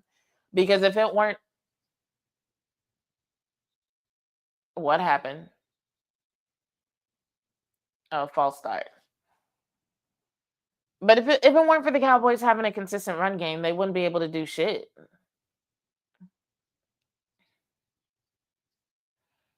Like the fact that they're able to set up Pickens to be open and get these passes is directly related to the fact that the Cowboys' run game is actually a threat. It's actually a threat that they have to account for. So I really hope Javante gets his flowers for that.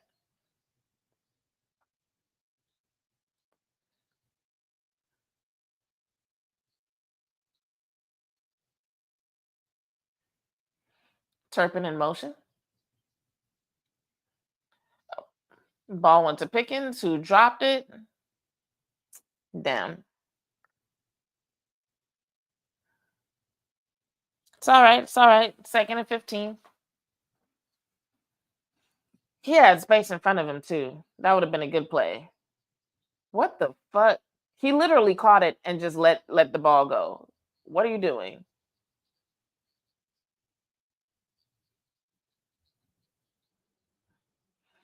See, that's gonna be the type of shit that makes me not like him. Because it wasn't a bad catch. He caught the ball and just let it go.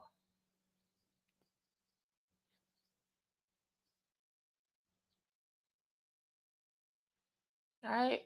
We got tight ends flanking both sides of the O line. We got three receivers at the bottom of the screen, and they end up running the ball and only get a yard.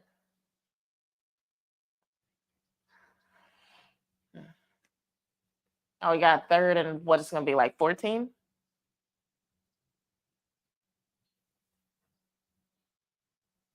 Who's out of the game?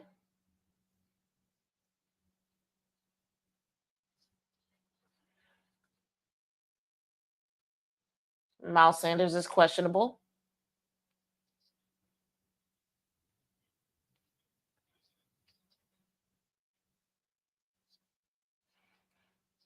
That ripping it off to Tolbert, unfortunately. I don't know if that's the play I would have run there. Like taking a risk like that on Tolbert on such a crucial drive in the game, I'm not really a fan of that decision.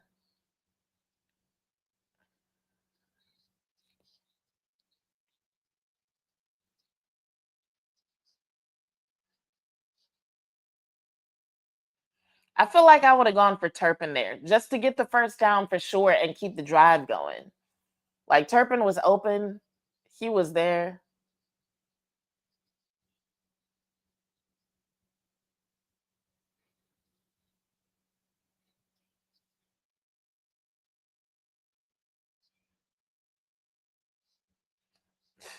Announcer said he made a man miss. No, he didn't. That man just missed.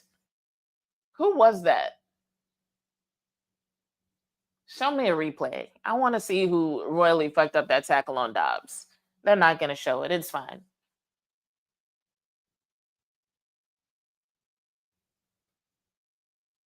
But no, Dobbs did not make a man miss. That was somebody with a sorry ass excuse for a tackle. That's not how you tackle.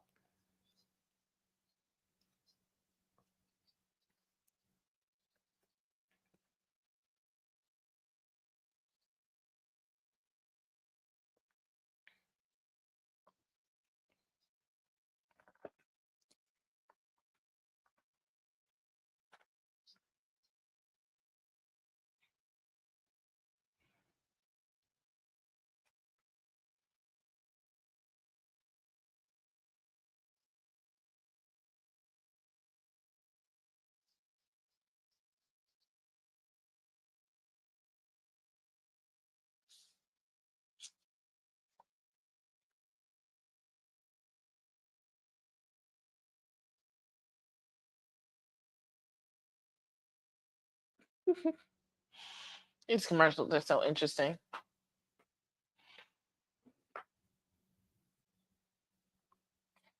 All right. So now our defense absolutely has to get a stop. Cowboys defense has to get a stop.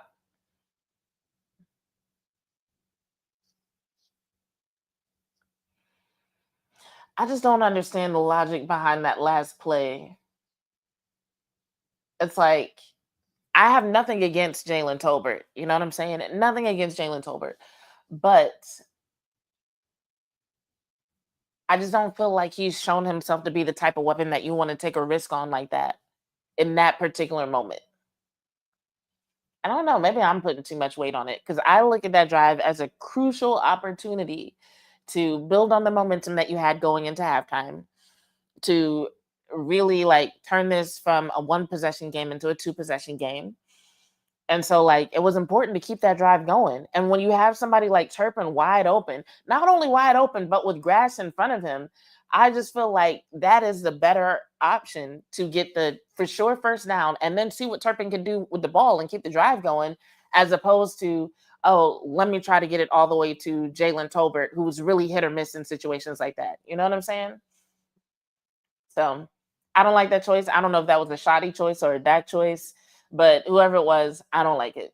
Turpin should have been the choice right there. It was right there.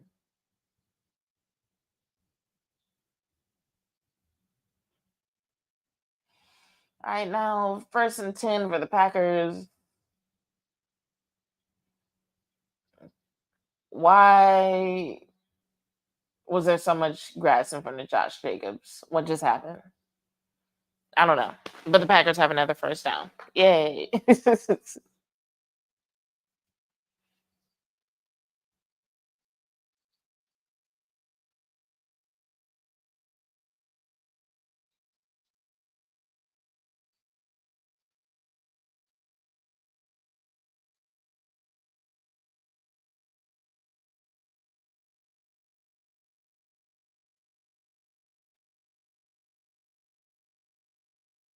The pass rush is starting to look better.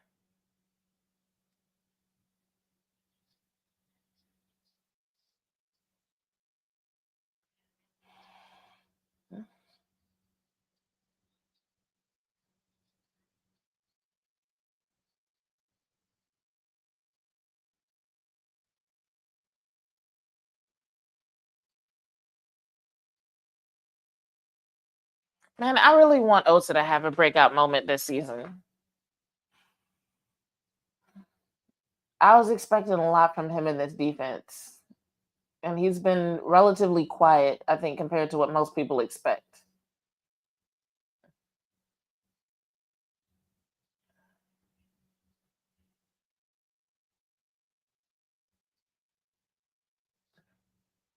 Sanborn almost got there. As Reddy saving the first down.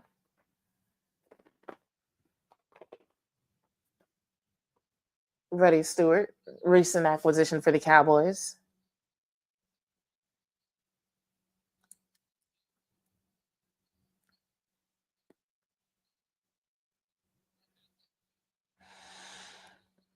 So yes, Sanborn made a play, but he was also unblocked. So we need to take that into consideration. Sam, yes. Sam Williams with the sack, but there's a flag down. So remember how before the first half I said that Sam's probably going to have some talks with people about when it's okay to be more aggressive. Face mask. God damn.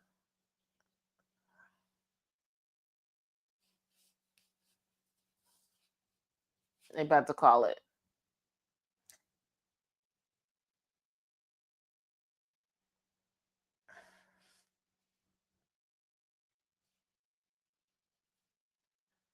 Oh, apparently there are two flags.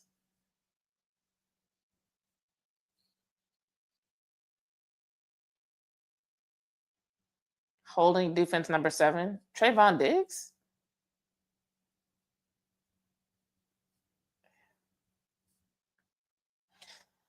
But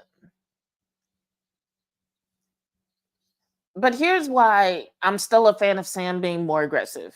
Because when Sam is able to use his aggressiveness correctly, he's an asset for the defense, right? And he's gonna have to learn how to find that sweet spot between being so conservative that he doesn't get penalties, but also he's not making plays. Um, and on the other end, being aggressive and making the plays, but also risking those penalties, right? So he's going to have to find that sweet spot. And as he's finding that sweet spot, that's going to mean taking more risks. So as long as he's not doing something that's like blatantly stupid, I'm not going to be mad at him. Like, that's the only thing that I ask of him, because I feel like there's a difference between taking a risk because you're trying to find the edge that you can play on, There's a difference between that and just being reckless and stupid. I would not say I've seen anything from Sam that looks reckless and stupid. I feel like that face mask, it just happened. Looking at it, I can totally see how he was just reaching for the quarterback and his hand ended up in the wrong place. That did not look malicious. It did not look like he was being reckless. So while I don't like the penalty, it's definitely not something that the Cowboys defense needed. Um,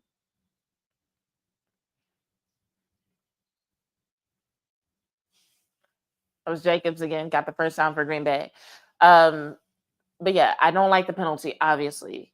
But I do like the fact that he at least tried. I like the fact that he tried instead of pulling up out of the contact. Diggs, you were right there. Why did you not tackle this man? Okay, Diggs finally, well, he at least hit him out of the bounds. I don't know if you would call that a tackle, but he made a hit.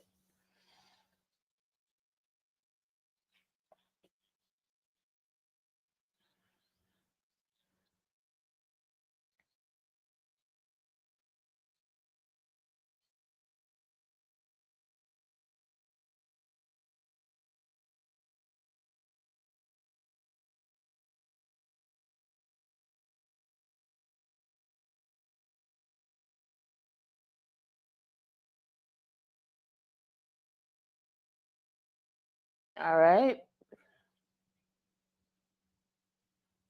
touchdown Green Bay.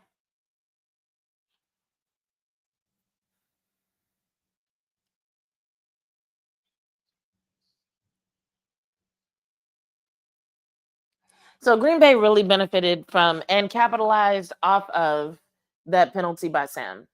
That's why we don't want those things to happen. I'm still not mad at Sam for that.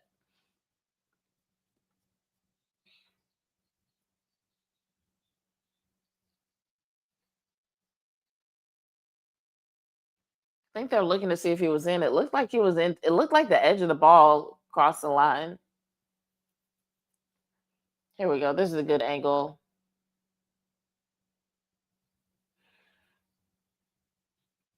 That's not a good angle. He pulls the ball back in before his shoulder hits the pylon. Okay. To me, it looks like the ball crossed the plane. It looked like the tip of the ball crossed the plane.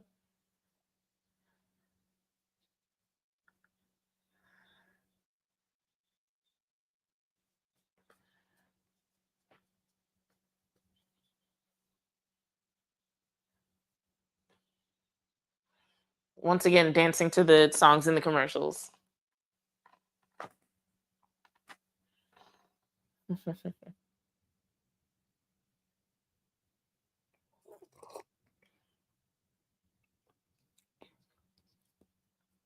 I need to get my nails done, y'all.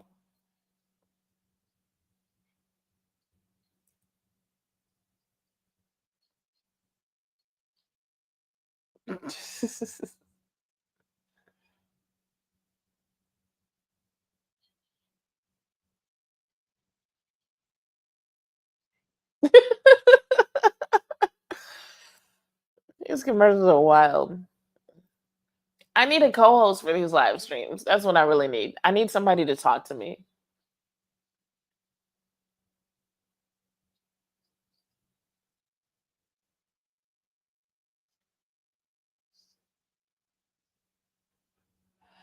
Is anybody else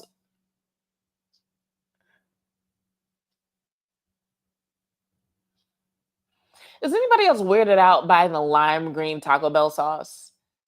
Like that just feels like a weird color for sauce. I feel like nothing's supposed to look like radioactive. Like I've seen green sauces, obviously, right? But it's just like this bright lime green that I'm just like, that don't look like food to me.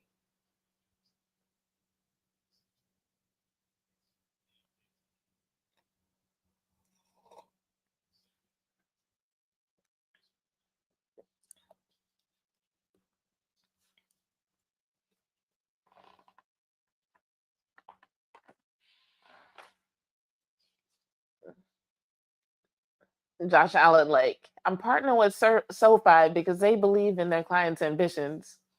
You're partnering with SoFi because they're the sponsor of the stadium where you play at. Why you out here lying to the people? Dang, that's more Packers fans in the stands than I expected.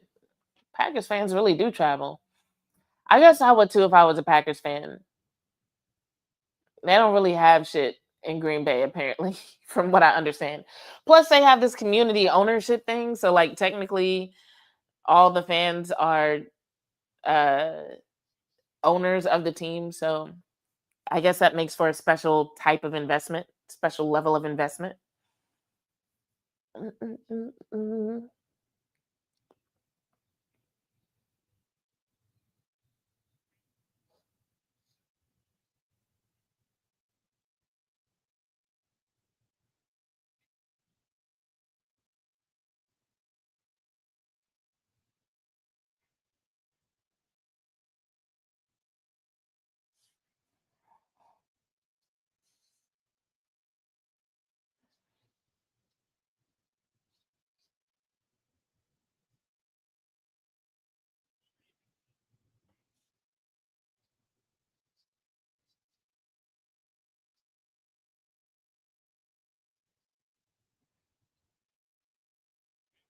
Mm, that's an interesting call.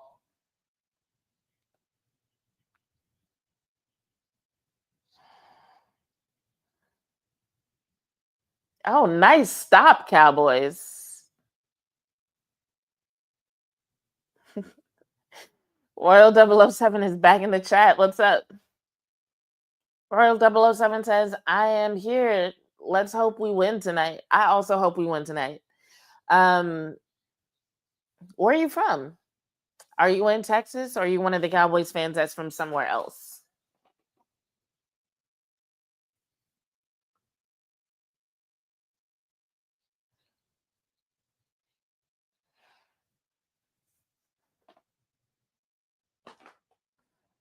Play clock running down. 4 seconds. Three, two, one. Oh,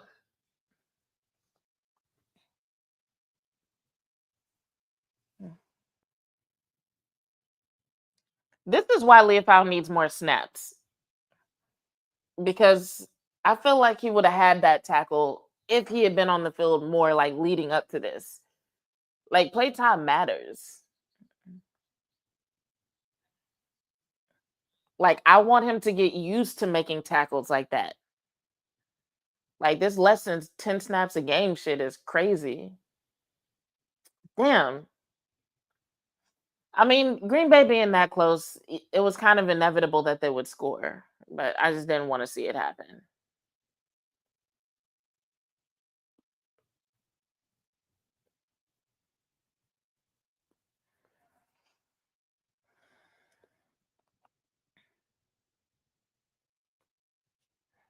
Royal 007 says, I lived in Dallas, Texas my whole life. That's what's up. I am new to the Dallas area. I've been here just over a year. I'll be surprised if I make, well, I might make it 2 years. I might make it 2 years. I'll be surprised if I make it three.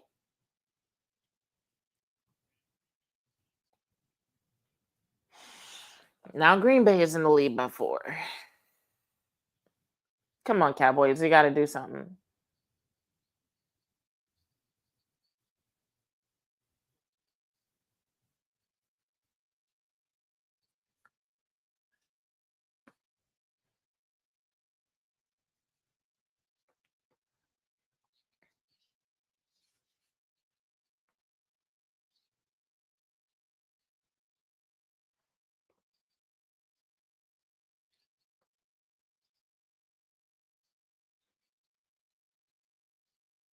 If y'all have good recommendations for fidget toys, let me know. I have ADHD and I'm starting to get restless. That's why you see my arm moving like this because my arm is sitting on my foot and my foot is like moving. uh, Royal 007 says, I've been here since the early 90s. So you've seen a lot, not only in terms of the team, but in terms of the city. You've seen a lot of change, a lot of evolution, so to speak.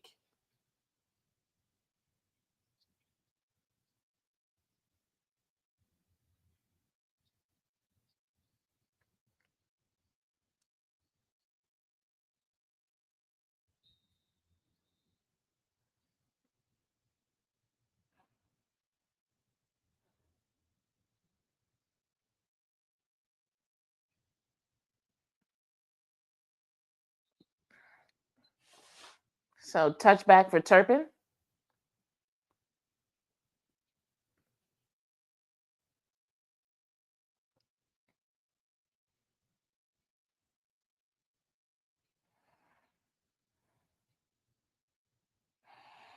So they're saying that Dak's been putting a heating pad on his lower back and that he's been doing like a little bit of twisting and stretching on the bench. I wouldn't worry too much about it because I'm just like, football games are long. I don't think people realize like how much happens to these guys during the course of a game.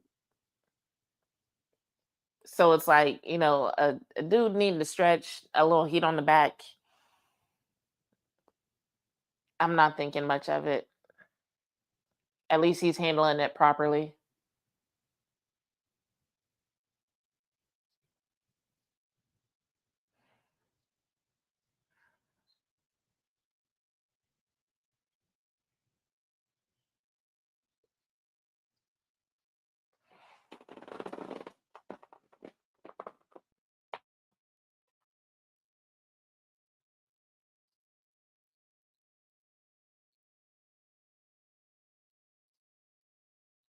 Okay, so the Packers came out in the 5-man front. I'm trying to see if they do that again. And it looks like they send four.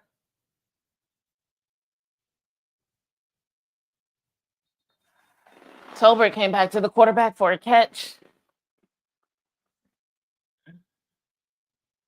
So now it's third down and I don't know, third down and some yards, like 5 or 6.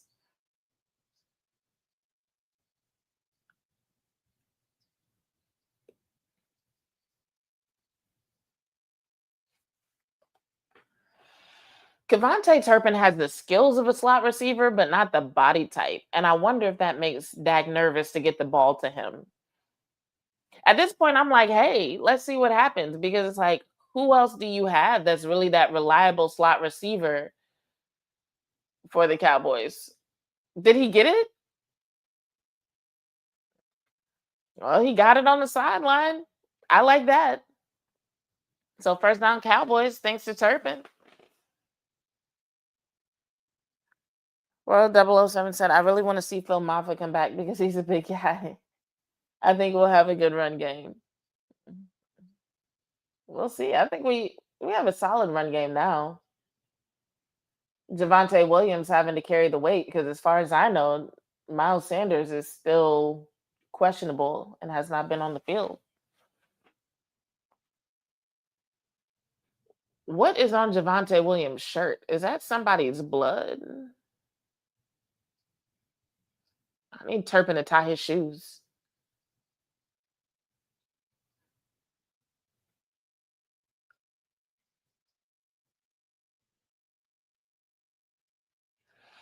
All right, first down Turpin.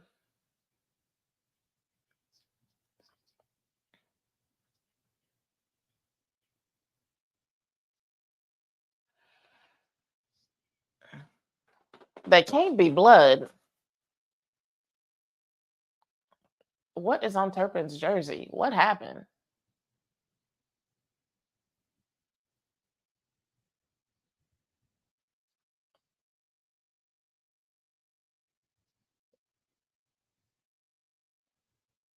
All right, Javante Williams out to the edge for about 8 or 9 yards. I like it. Second down and 1 or 2.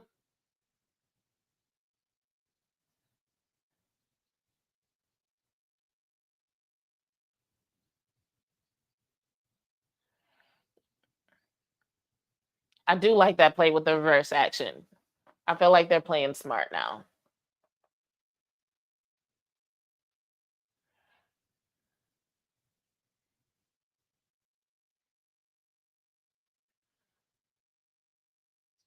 Mm, nice.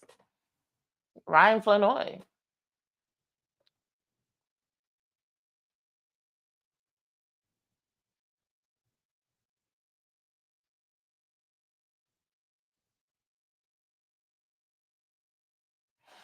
He's somebody people have been wanting to see for a minute. For a minute.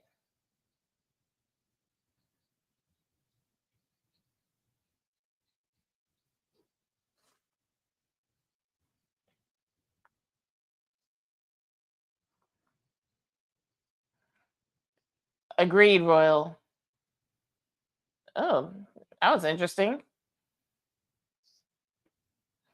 All right, so they are opening up the playbook a little bit. I like it.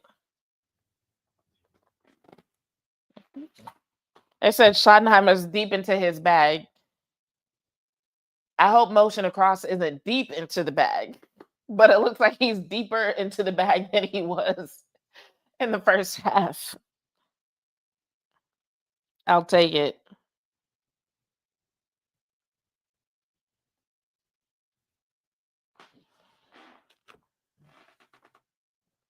All right, we are approaching the red zone.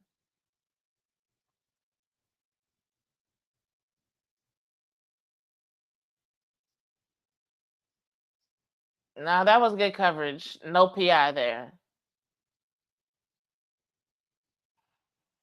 There have been a few times that Turpin has been wide open and Dak is not going to him.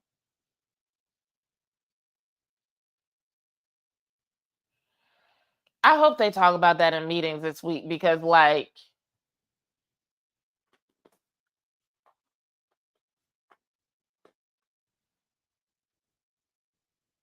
we need a CD Lamb doll with accessories. I want one for myself. All right, to Ferguson. Did he get the first down? Got it.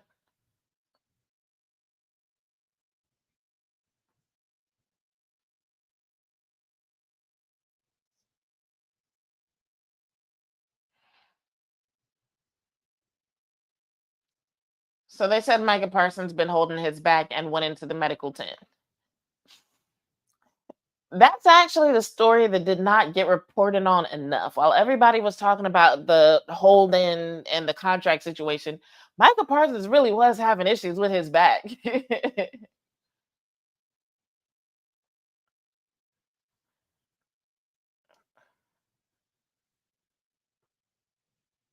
False start offense, number 87 as Ferguson. Oh, oh, 86. It was on Scoon. I thought he said 87. That's my bad.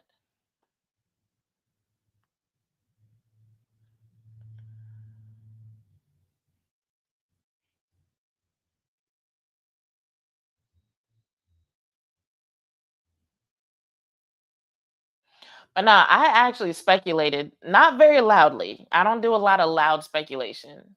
Hold on. Let me watch this play. Javante Williams. Okay. Gets him back to what? That's going to be second and four? Second and 4 or 5? But no, I actually speculated that that's why the Cowboys were so okay with letting him go because one thing you don't want to do is give a record breaking contract to an asset that has an injury that's going to keep them off the field or at least keep them from performing to the level that you're paying for. You know what I'm saying? So, in the back of my mind, I was like, when it comes to these evaluations, these medical evaluations, the Cowboys are usually on point. And one thing they're not about to do is break the bank. Ferguson, touchdown Cowboys. I love it. Ferguson was not ready last week. Oh boy was huffing and puffing when CD Lamb was out the game. But he didn't make a big deal out of it. They interviewed him about it and he was like, yo, it's next man up. I got to be ready. And it looks like this week he's ready. Oh, that was great positioning by Ferguson. He did a good job of pushing that defender back and then stopping at the perfect time, turning around, making himself open for the catch for Dak. That's one thing that I feel like Turpin could learn because, like, while Turpin has been open, I think until Dak gets used to going to him, I think Turpin might need to do a little bit of a better job of presenting himself as being open, if that makes sense. And if you don't know what I mean, look at what Jake Ferguson does when he's ready to get a pass from Dak. The way that he turns and kind of looks at Dak, like, look at my numbers, look at my hands, throw it here. And Turpin doesn't always do a lot of that. He does it sometimes, but he doesn't always do a lot of that. And until Dak and him kind of like solidify their connection, Turpin might want to do a little bit more of that. But no, those were some great moves by Ferguson. I like that. But yeah, I definitely think that one of the reasons that Jerry Jones didn't want to continue negotiations was because in his mind he was like, I have put everything on the table that I'm willing to put on the table for a player that has this nagging injury that may or may not go away. So it is what it is at this point.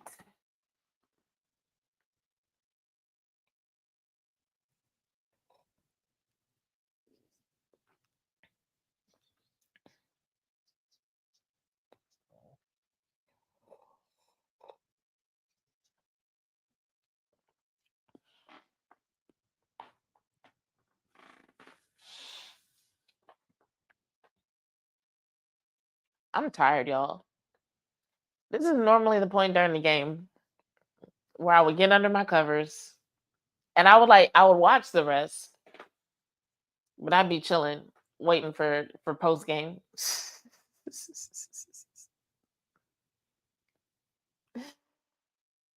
Dakota Martin, what's up? Good to see you.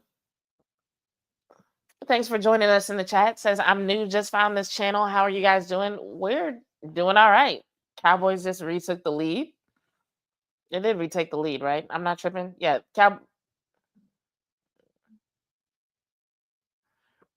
Cowboys just scored, so we're doing good. Enjoying this lovely commercial break before the Cowboys defense comes back on the field, and we'll see if the defense can stay on this positive trajectory they've been on tonight.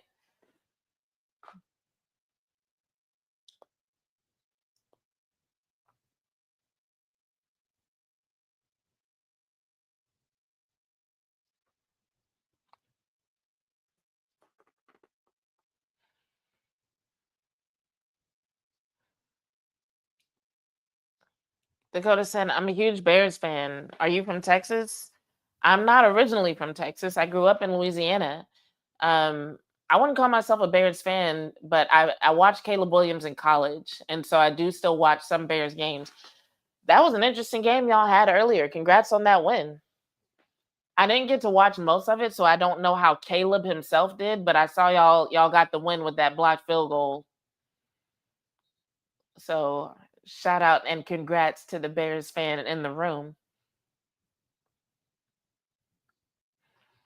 Dakota, what do you think of Caleb Williams? How are you liking him so far? What do you think of Ben Johnson's scheme and the chemistry between Ben Johnson and Caleb Williams? What are your expectations for the season? Let us know in the chat.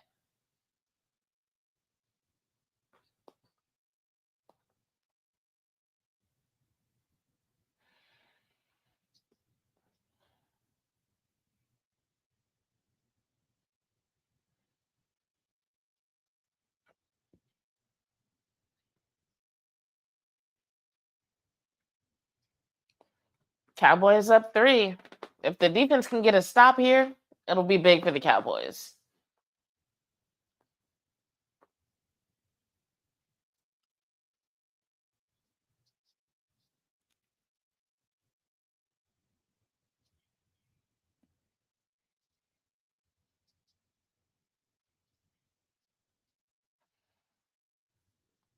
This is actually turning out to be a better game than I initially expected.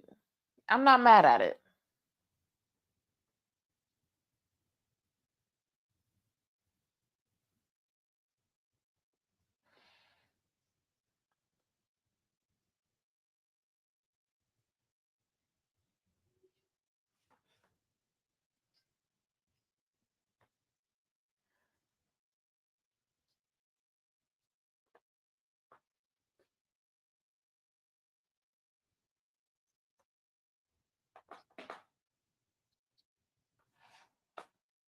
Dakota said, I think he's okay. I feel like he needs to know how to throw a touch pass. Fair. I feel like he just throws a bullet pass every time, but he'll learn. I think that's a fair assessment. Um, he when he was in college, he wasn't really challenged to adopt a diverse set of skills.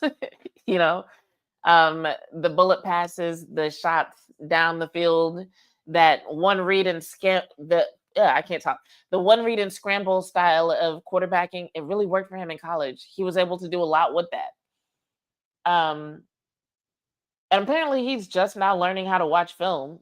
And that's important because I feel like when it comes to adjusting your game as a quarterback, there's a why that goes with it. It's like you got to know the what and the why. So the fact that he's just learning how to watch film and also just learning what's necessary in terms of that diverse set of skills, kind of like the touch passes, like you're talking about, um, and some of the like smaller skills that go along with things like making a play action work and things of that nature, knowing when to throw the ball away. Just because like him holding the ball has been such an issue. All of that is going to take time, but he'll learn. It's not like he's a lazy guy. He's got a good work ethic. He's got a lot of pieces to put together. I'm glad you've got a reasonable take and perspective on Caleb Williams. I respect that.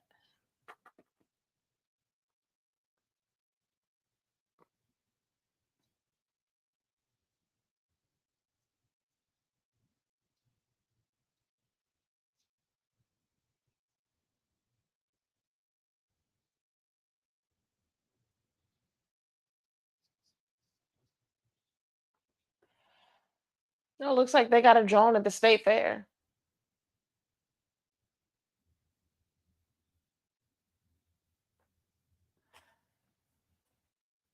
I might have to go stop by the state fair.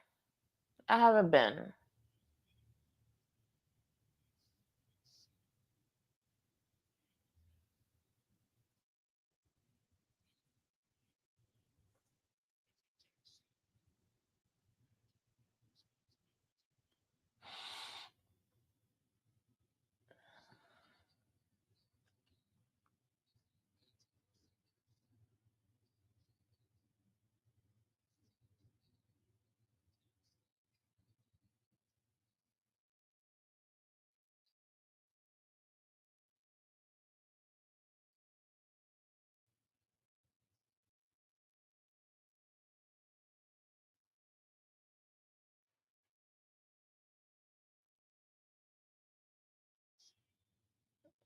Ooh, they almost got him.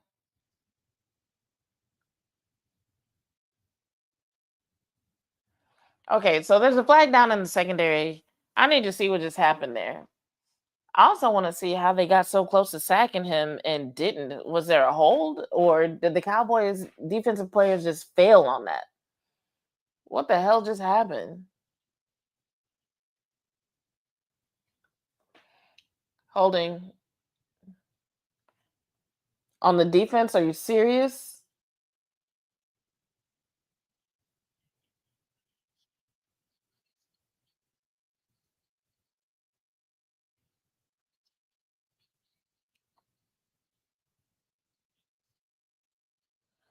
Where's the holding?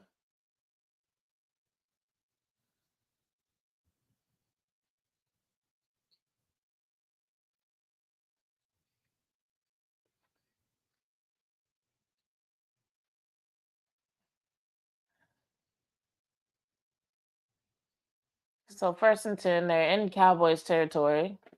Love threw the ball away. Dakota says, "Do you do more than just Cowboys games or every team?" Definitely not every team. I wish I could. I wish I had the time for that, but I do not, unfortunately. If this ever becomes like a full-time job for me, maybe. Um, but right now I do Cowboys, and then when I have time, I do other players that I like. So most of my favorite players are on the Dallas Cowboys, so that's the team I cover the most. I also write for Cowboys Wire, so I end up covering the Cowboys a lot just in general. But every now and then I'll do Bears content because I like Caleb. Um, I've enjoyed watching the Bucks this year. Sometimes I might do other NFC East teams, just keeping up with what's going on in the division.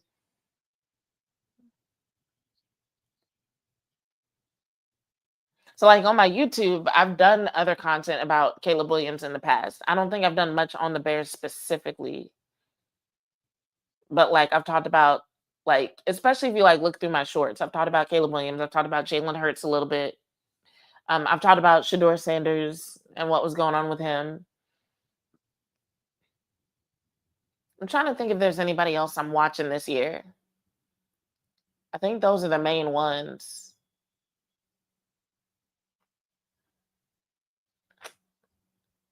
And it looks like the Packers are right at the edge of the red zone. Definitely need to talk about what's going on with my Vanderbilt Commodores this season. It's a like college for those who are not following along, but yeah, if I knew any other team, it would probably be college. It would probably be Vanderbilt.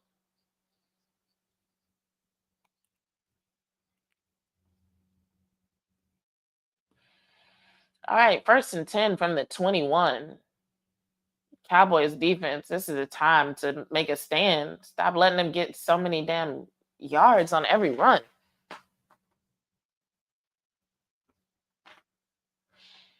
Ezra Rocco has been doing good tonight. Love to see it.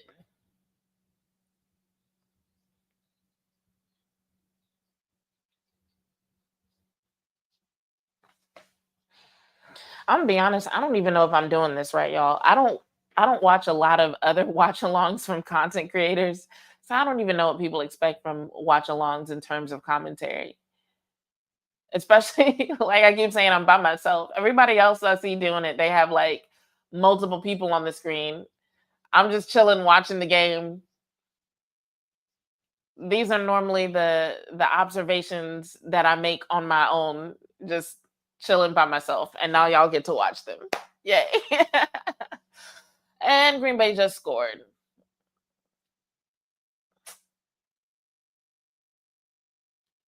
This game might really come down to who has the ball last.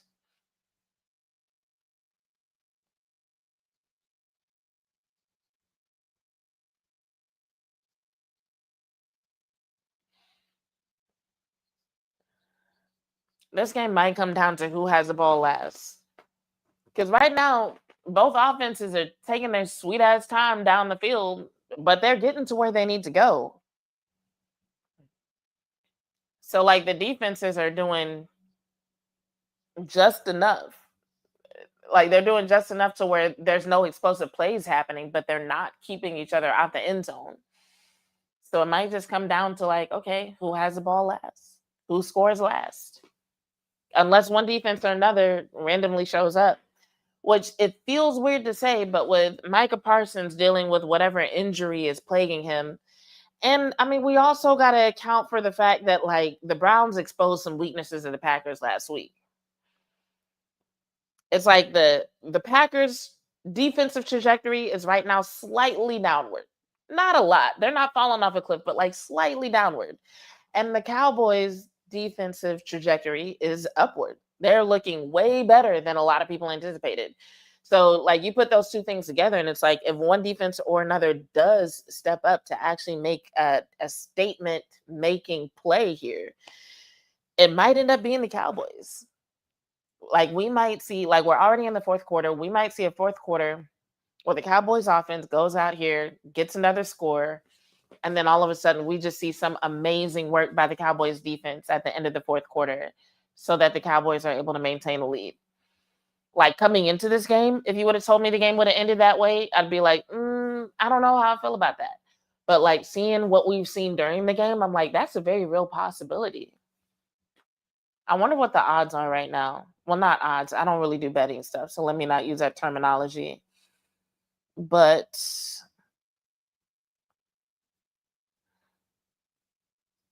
I'm looking to see if they still have the percentages here. Okay, so starting the game, the Green Bay Packers had a 72% win probability. Um, Early in the second half, that probability was as high as 93%. And right now, it's down to 72. It looks like it at a couple of points it was as low as 48%. So we'll see what happens with this next possession by the Cowboys. This next possession will show us like, okay, were those flukes, were those one-offs, or is the offense actually figuring out what they can do without CeeDee Lamb? Because that's a big question, right? Because we're expecting CeeDee Lamb to be out for at least a few more weeks. So if they can figure something out, which I think a lot of it's going to come down to Dak learning to trust Cavante Turpin. We know Cavante is good. We know Cavante can do a lot when he has grass in front of him.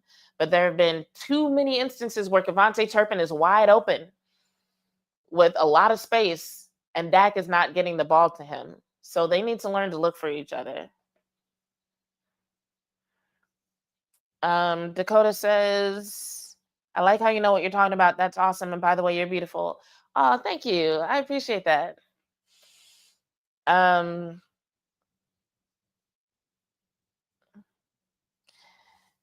Jeff said, yeah, not all of them be that by themselves too. Oh, you're talking about my stream and me being by myself? Yeah. No, I invited somebody to be on the stream with me. I don't know if he's gonna show up, but like I don't do a lot of collabs these days. And that's a whole nother story I'm not gonna get into. I like doing collabs. I'm open to them, but they do not happen these days. So a lot of my content is me solo. Um, and it is what it is. Like maybe one day I'll have a co-host again, or at least a group of people I can pull for stuff like this. But for today, I'm all alone. It's fine.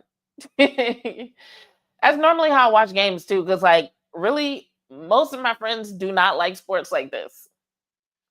Like I'd be in Marco Polo chats with my friends, and I'd be like, "Yeah, such and such is going on." Like I'd be telling them like not only what happens during the games, but like the behind the scenes drama, about the trades and little sound bites that come out during the week, and they have no clue what I'm talking about. It's weird. I don't know how I ended up so much into sports when none of my friends give a fuck at all.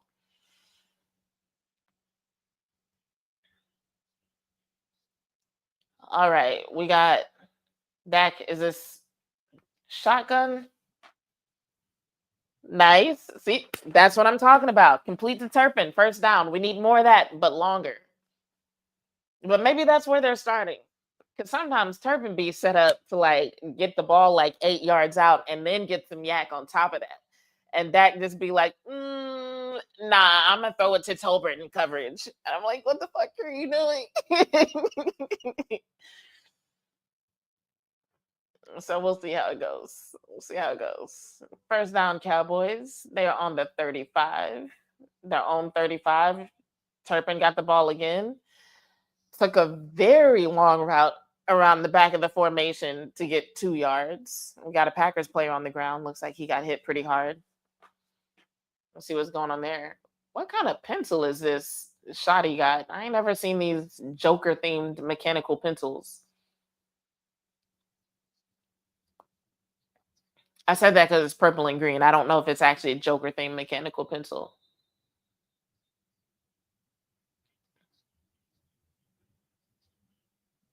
Oh, that was Hobbs on the ground? Okay, he's walking off. He's all right. They just had to stop the game.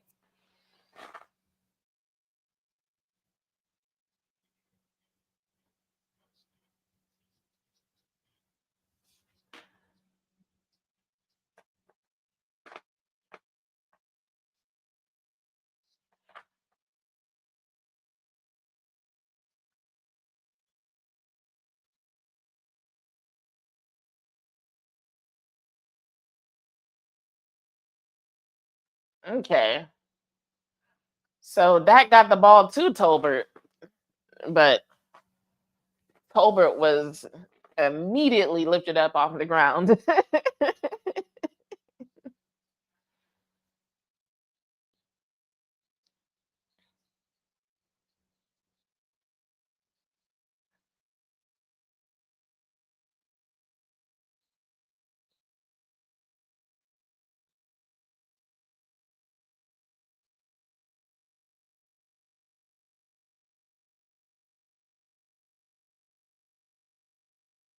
I'm just watching here, y'all.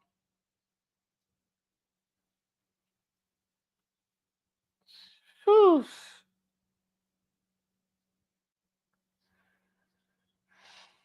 Mike almost got to Dak on that one. And Dak looks like he's holding his hand.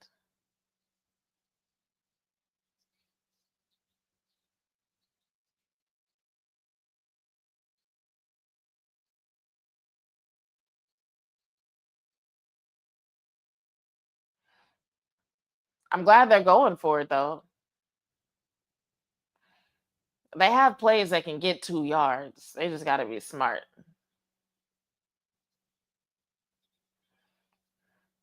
I was expecting a run play, but I'll take a pass to Pickens.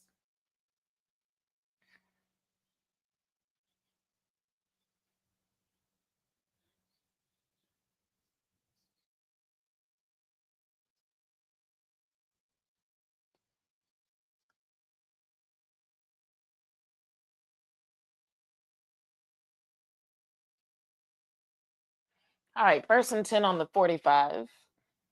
You got Dak in shotgun again. Run up the middle.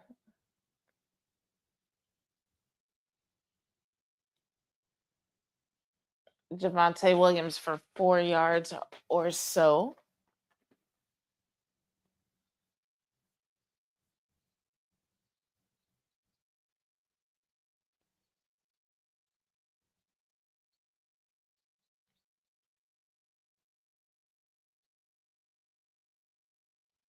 Jordan Love looks like he was created with AI.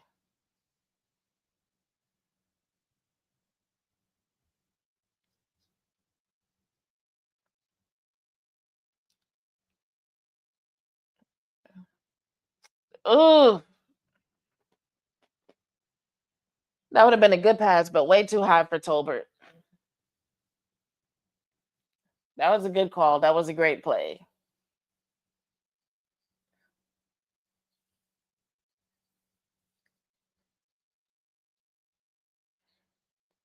The pass just wasn't there. Dak really likes to lead his targets,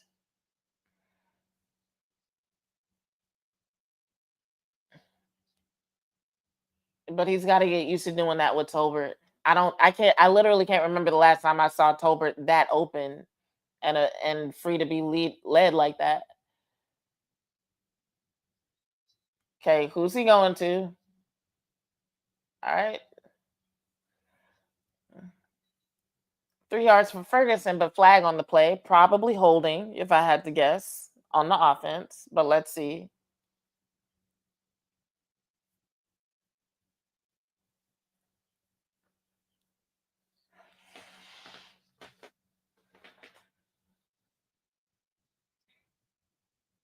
They're saying it might be holding on TJ Pass. Personal foul, face mask on the defense. Number 94. Okay. It's a break for the Cowboys. Oh, personal foul on the quarterback, too. Dak even pointed at his face mask.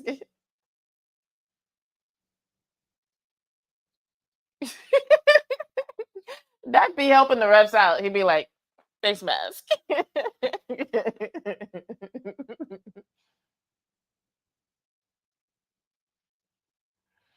All right, so first and 10 from the 22 for the Cowboys.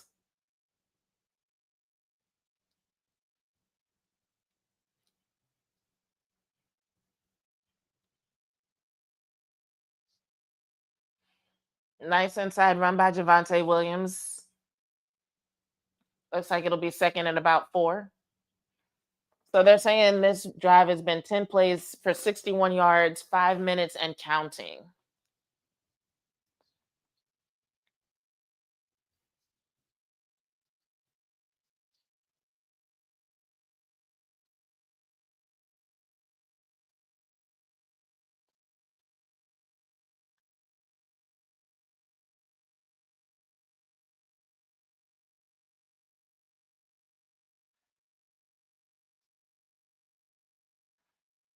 Oh, nice.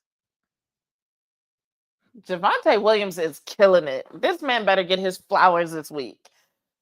Like, and not only for these last couple of plays, like he has revived the Cowboys' run game.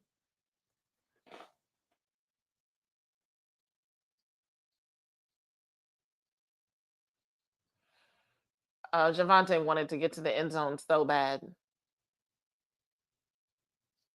All right, first and goal for the Cowboys on the Packers 3-yard line. Ferguson in motion, handoff to Williams again.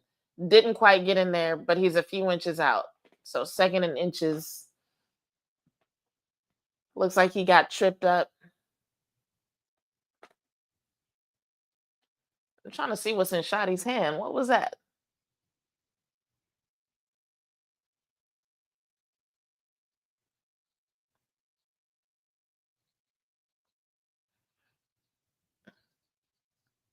Oh, that was interesting. I just pointed out some hand signals by Dak on the screen, which I wish they hadn't done. But touchdown Cowboys. There's a flag.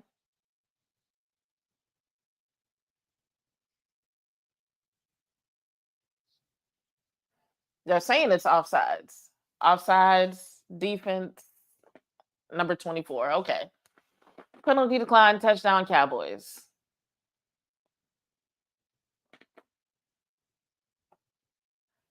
All right, I'm trying to see something.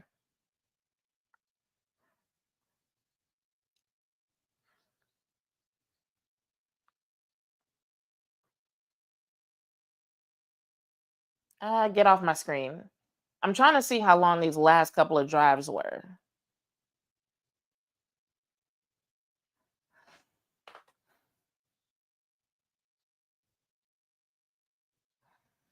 All right. So the last touchdown drive by the Packers was 3 minutes and 55 seconds. This touchdown drive by the Cowboys was 6 minutes, 49 seconds. So they took a lot of time off the clock, but the Packers have already shown that they can score in this much time or less. So it'll be interesting to see what the Packers do in terms of pacing, because I feel like if what they're trying to do is throw off the Cowboys, if they were to go at a faster pace, if the Packers were to play with tempo, they can maybe get a leg up on the Cowboys defense, right? Force them to make some mistakes. And they might not feel too threatened about leaving too much time on the clock for the Cowboys, because the only time the Cowboys even scored quickly was when they had that turnover, right? Um, so they might want to play with tempo, or do they want to go at the same tempo that they've been doing and try to be the last to score? That's the decision for the Packers right now.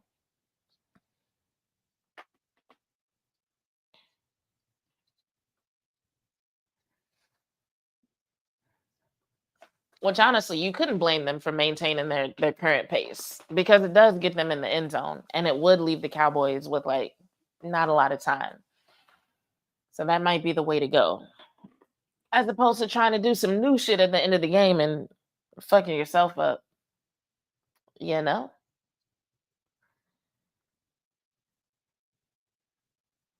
I wish I had better snacks, y'all. I could really go for like some soft pretzel sticks or something. I'm not trying to spend no more money on DoorDash though.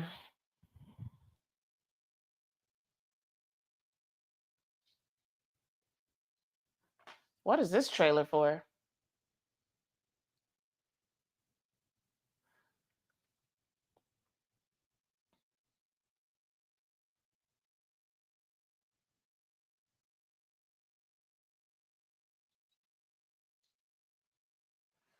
Black phone too?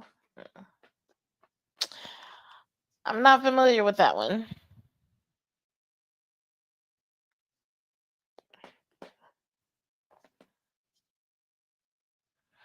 Clement says Javante Williams coming of age as RB1. The first team to get a defensive stop will win the game. Facts. Cowboys defense, is up to you. Agreed. 100% agreed.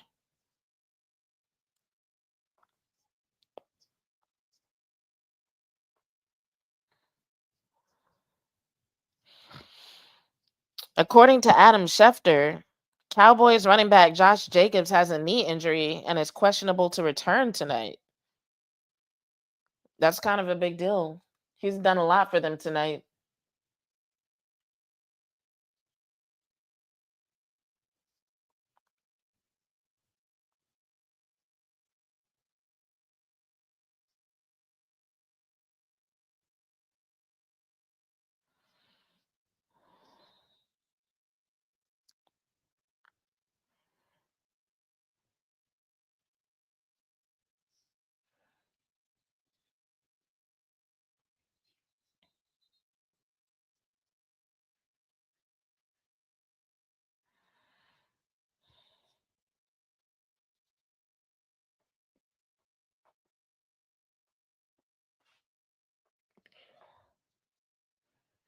And another commercial break. Can we get through this game, please?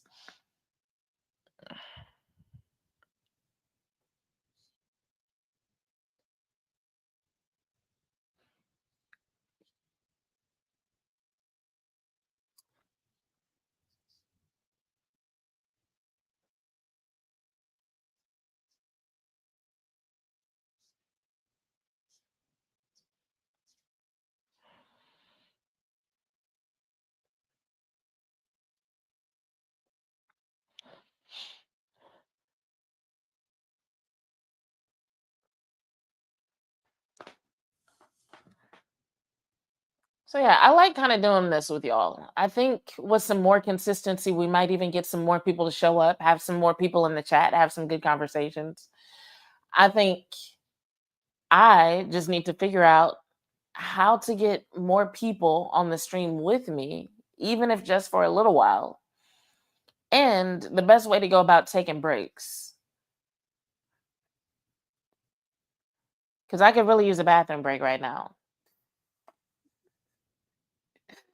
But we're gonna tough it out to the end of this game. It's all good.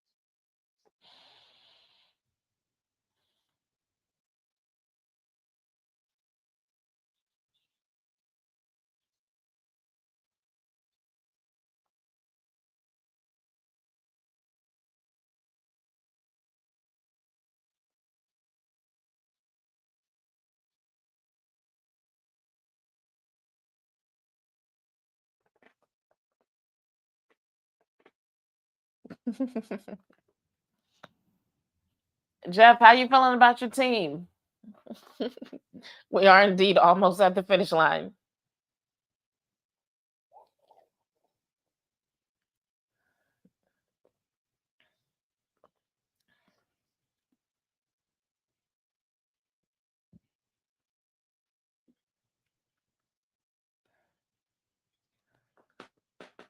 I like Jordan Love as a quarterback. He's good. I just want him to fail utterly tonight. Like, I need this to be the worst drive of his career. Oof, almost got to him. I really want the Cowboys to be better at tackling. I really do.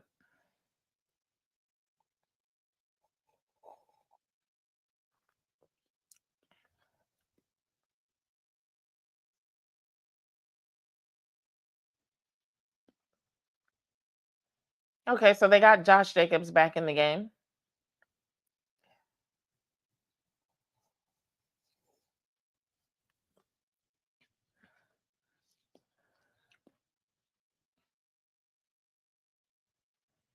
All right.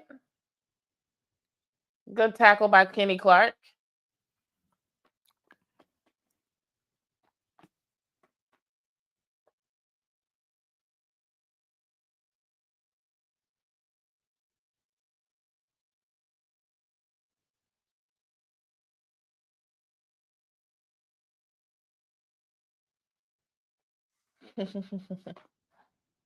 I'm happy for Clark having a good game against his old team. People forget he got traded too. Everybody talking about, oh, the Cowboys didn't want Micah. It's like Green Bay also didn't seem to think a lot about keeping Kenny Clark. Who the fuck was that? Who? That was Bland missing that tackle like that. Oof.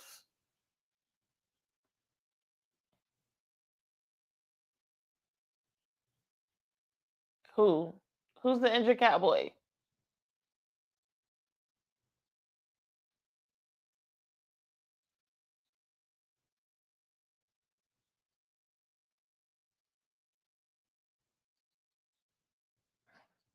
Wilson grabbed that man and shoved his head into the grass. Who is the injured player for the Cowboys? I'm going to Twitter.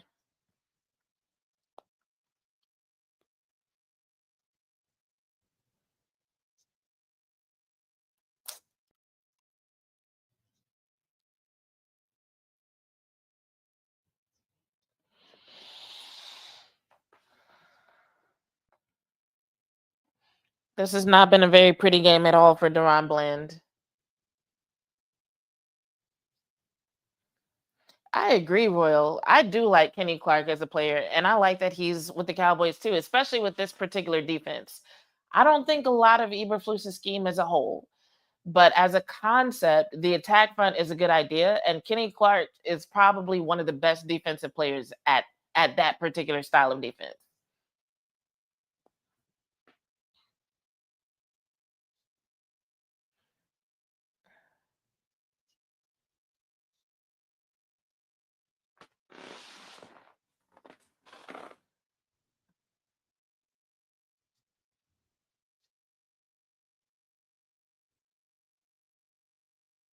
I'm trying to see. Does anybody know how many snaps Osa has gotten tonight?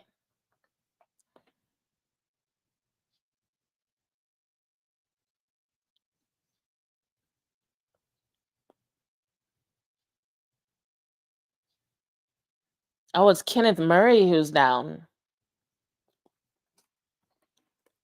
I mean, I'm not tripping. That's all I'm gonna say. I'm not tripping. I'm okay.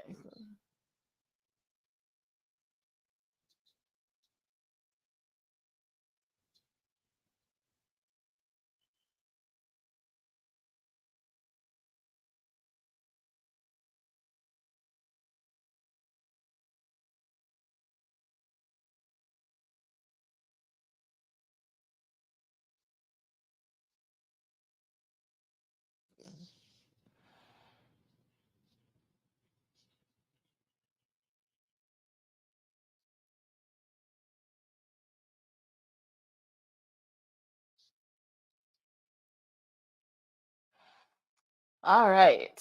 And we're back. Sending four. Almost got to him. Almost got to Love, by the way.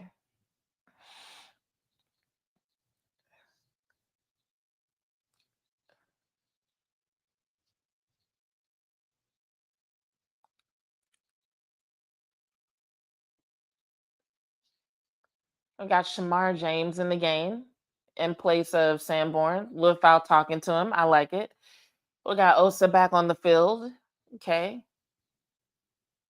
I'm liking the setup. So far, so good.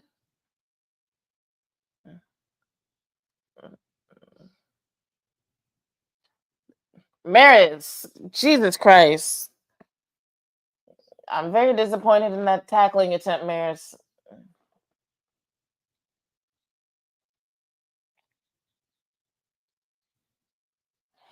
What is wrong with Jerry Jones's face? It looked like somebody hit him in the lip. And I say that because it's like if he wasn't hit in the lip, then that means his skin is just doing that. And that's not good. All right. Who's on the field? We got Wanya on the field. We got Trayvon Osa still out there.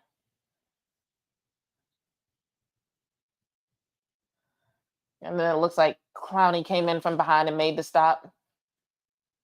So we got second down and what, 8, 9?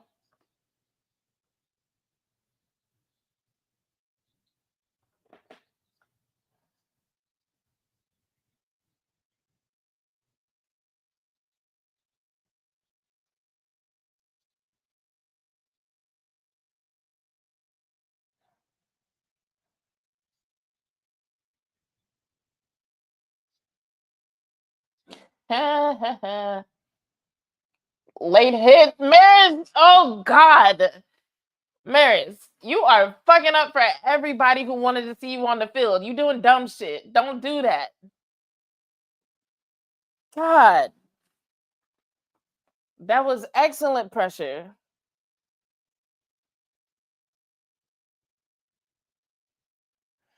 Especially low on the shoulder. It's one thing to not be able to slow down.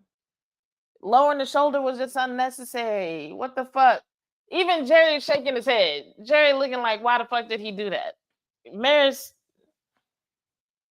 Oh God. And now your ass off the field.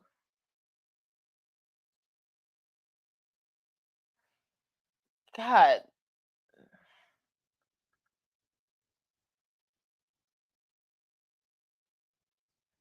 they did not need that.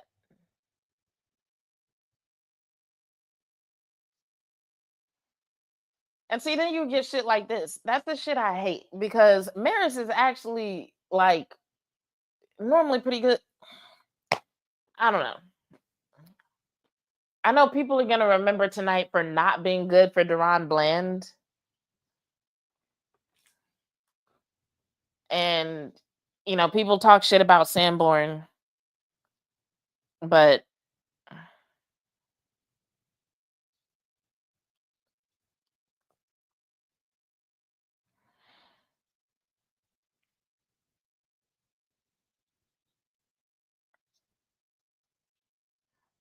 sorry, I'm tweeting y'all.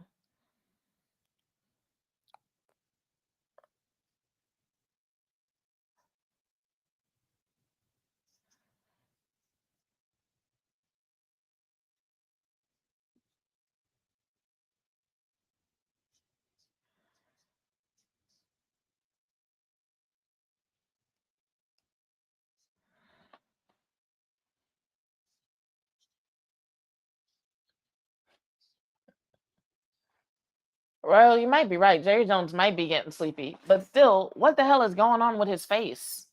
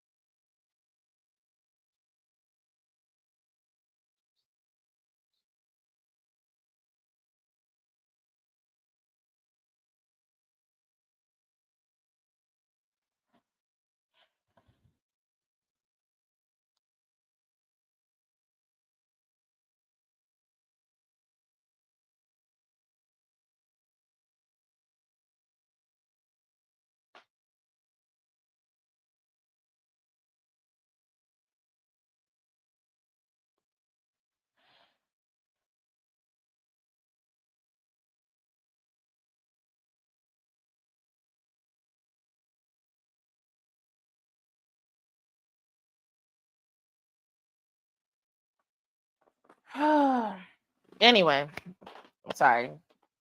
I'm frustrated. I'm especially considering this particular point in the game. That was one of the worst things Maris could have done. That's worse than any of the tackles he's missed tonight. Like,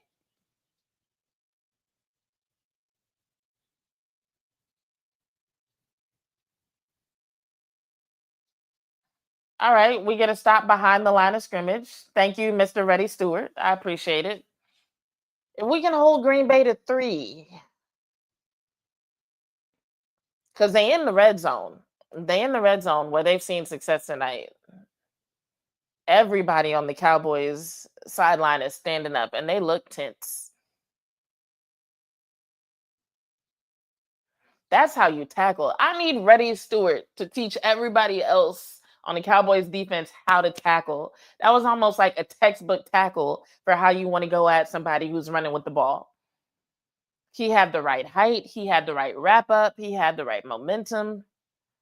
Thank you, sir, for being a shining example of how the fuck this is supposed to be done.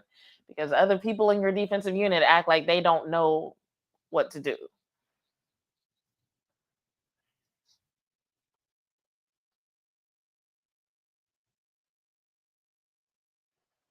Once again, they send four. Oh, Trayvon Diggs actually made it stop. I like it.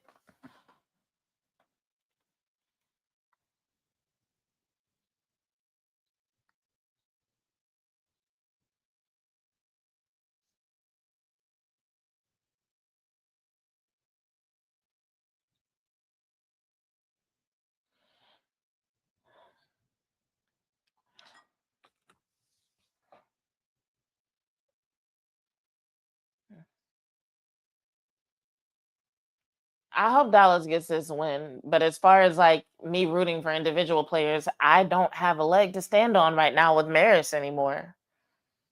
All right, we got 3rd and 10. Green Bay is on the, where are they at? This is one thing I hate about the broadcast view of games. I'm like, I guess viewers like seeing close-ups of coordinators and shit. I'm like, show me the field. I'm trying to look at the damn formation. All right, 1st and down from the 15. All right. Oh god damn. Romeo Dobbs. Touchdown Packers.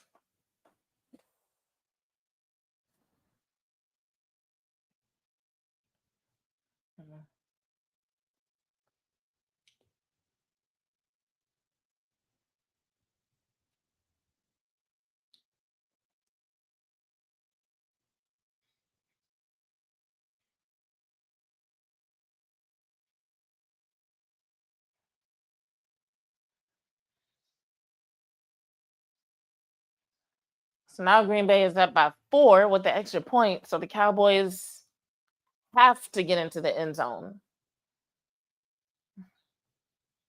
They said Shoddy was in his bag earlier, and he really wasn't. Like, he had just started to open up the playbook. But for this drive, Shoddy's going to have to be in his bag. If they want this win, Shoddy and Dak gonna have to be in their bag, and the O line is gonna have to be practically fucking flawless. Because now they're gonna have to play it tempo. And so yes, that does mean that the defense might make mistakes. But when you're looking at a banged up O line with at least 2 backups on it, that means the offense could also end up making mistakes. It's like considering what the offense is dealing with in terms of who they have on the field, they need to play fast, and that might leave them open to like some of the stuff that we've already seen tonight: illegal formations, false starts, just a lot of the mistakes that we've already seen. The odds of that go up when they have to play as fast as they have to play to get all the way in the end zone at this point in the game. So that's the thing that makes me nervous right now. But they could pull this off. They could pull this off. It's not impossible.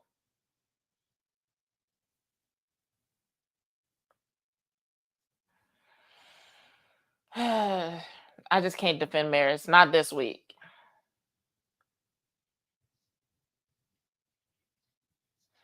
And I know I'm still thinking about that last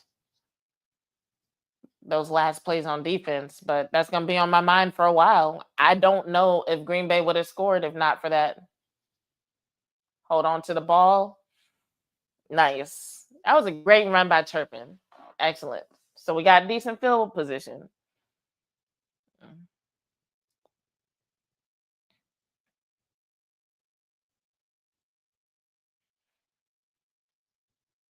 So apparently, Dak Prescott has had 7 game-winning drives in his career that have started with less than 2 minutes left in the fourth quarter or overtime. Micah Parsons is on the field, so I guess whatever was going on with his back has been resolved. He's almost gotten to Dak a couple of times. Dak is in, looks more like pistol than shotgun.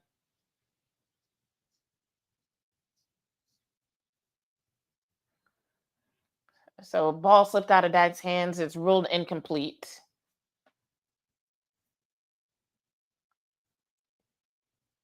They say there was a receiver in the vicinity. I'll take it.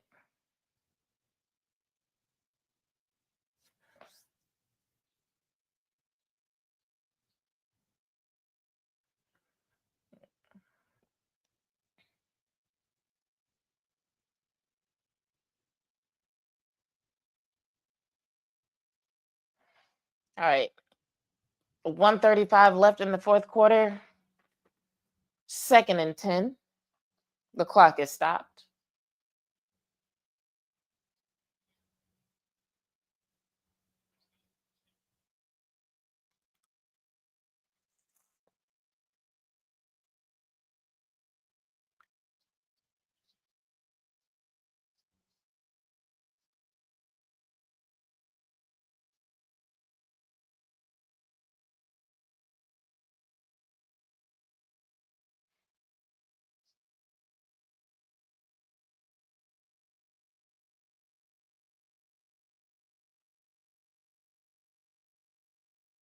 All right. Ball to Ferg.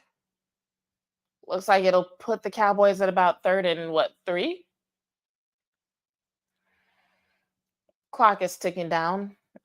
120 left and counting.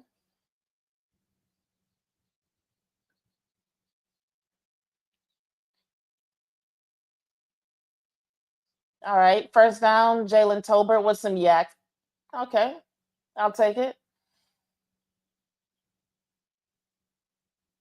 So first and 10, clock is still ticking. They are at the 28. They're at Green Bay's 28. Dak drops back, gets the ball to Pickens. Did he get it? Touchdown Cowboys. That was almost too quick. We don't want Green Bay back on the field. Now Jerry is standing up. Jerry been celebrating so quiet all night. He's been sitting in his little chair. We've seen Jerry Jones stand up tonight. And okay, I'm excited, right? Don't be waving at the crowd, Pickens. Chill, because like even with the extra point, that puts them up by 3. Then Green Bay's got to go back out there. All they need is a field goal to tie it. This game is not over.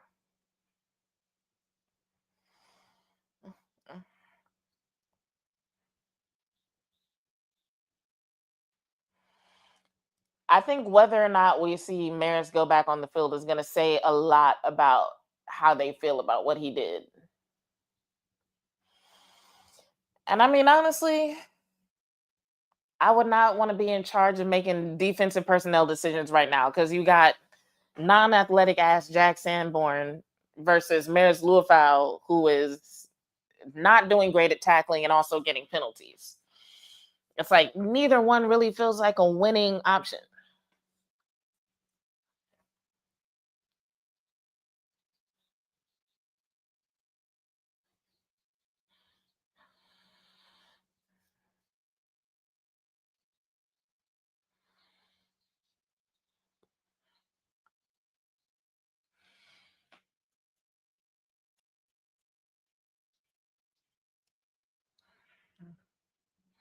All right, so somebody replied to one of my tweets about Maris Luafau and said it was ego.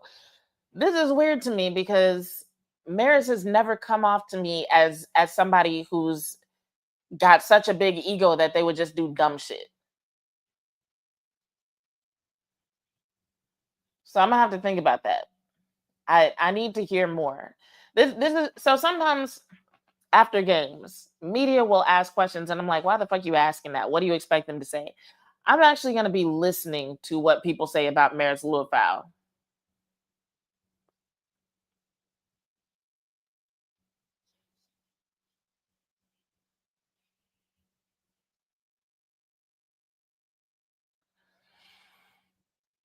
All right, so it looks like with the kickoff, they stopped Green Bay at around their own 26. I still say try to take the ball away.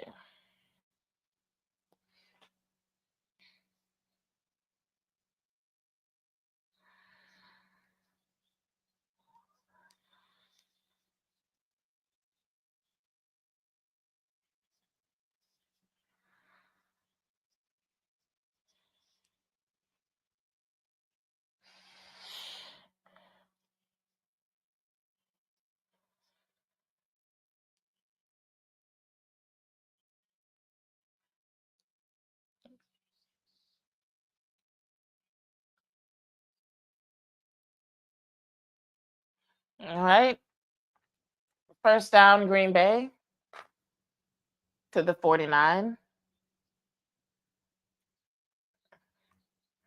If this game goes into overtime, I'm definitely taking a bathroom break, y'all. But I'm hoping that the Cowboys can get a couple of sacks, take the ball away, and just end this.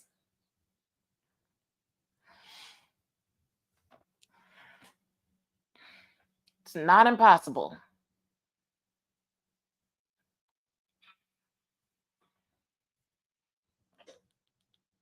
Oh, fuck. What is going on with my TV? All right, I got to turn this down. My earbuds just died. Or at least one of them did. Hold on.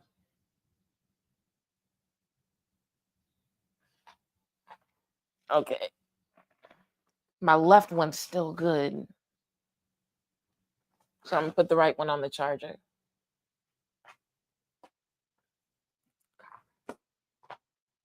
What did I just break?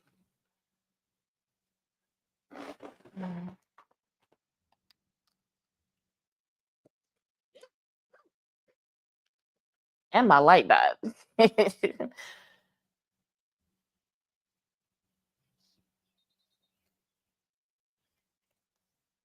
Okay, so third down Packers. Good job, Kyrie, saving the first down.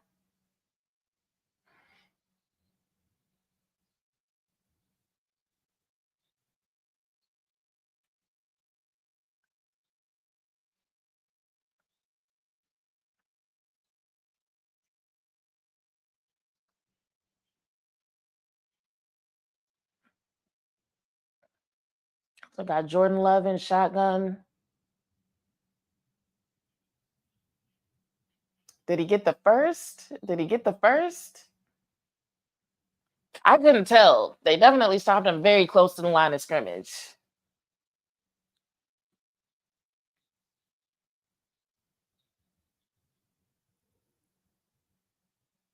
We got to see what the refs say. So, okay, so the refs are saying first down. And Green Bay has taken a timeout. So, Green Bay had all their timeouts. Dak looks so nervous he can't even look. He got his face in his towel. So, Dallas has one timeout left.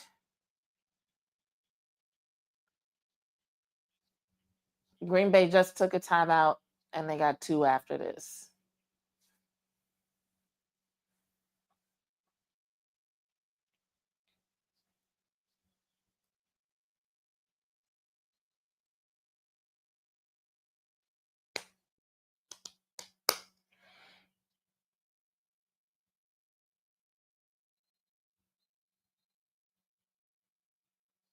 And now Dallas is taking a timeout?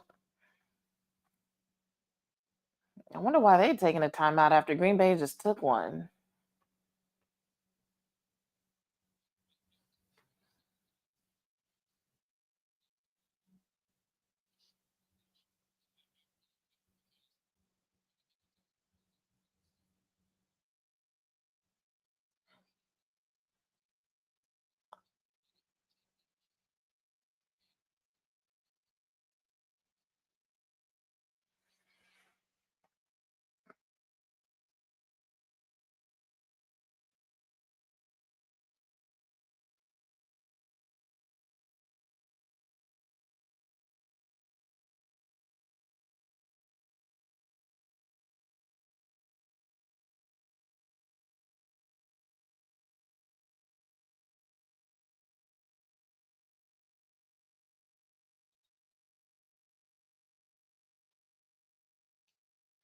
Clowney proven to be a good acquisition so far. Dak is looking at the game now. He got his face out his towel. Green Bay is taking their second timeout.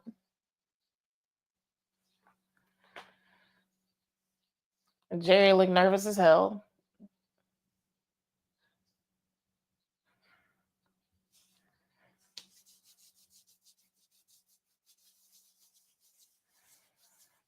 Jordan Love yelling at people in the huddle. Dak trying to get the crowd to be even louder. Green Bay Packers fans praying in the stands. All right, 2nd and 6 from the Cowboys 35.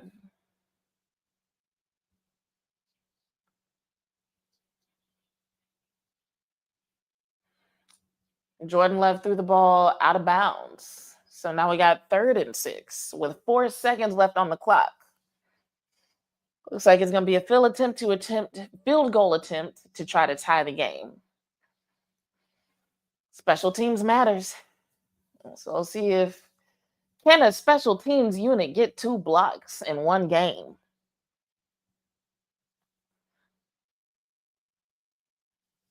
Well said, damn, I hate overtime. Overtime is stressful as fuck.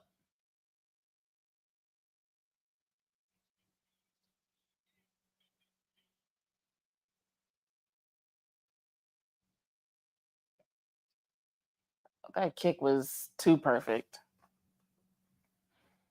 Ugh.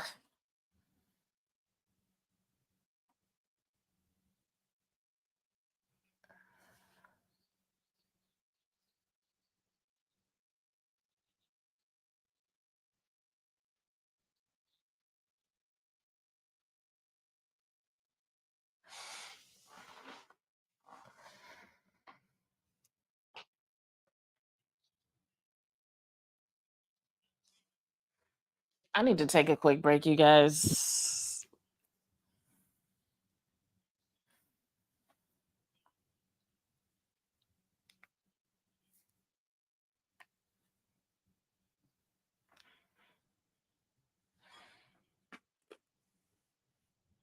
They're gonna have a commercial after this coin flip, right?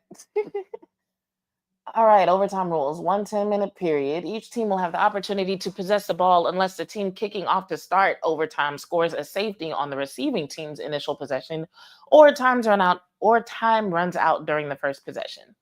If teams are tied after one possession each, next score wins the game. Game can end in a tie. Each team gets 2 timeouts. All replay reviews are from New York. Heads is the call by Green Bay. It is heads.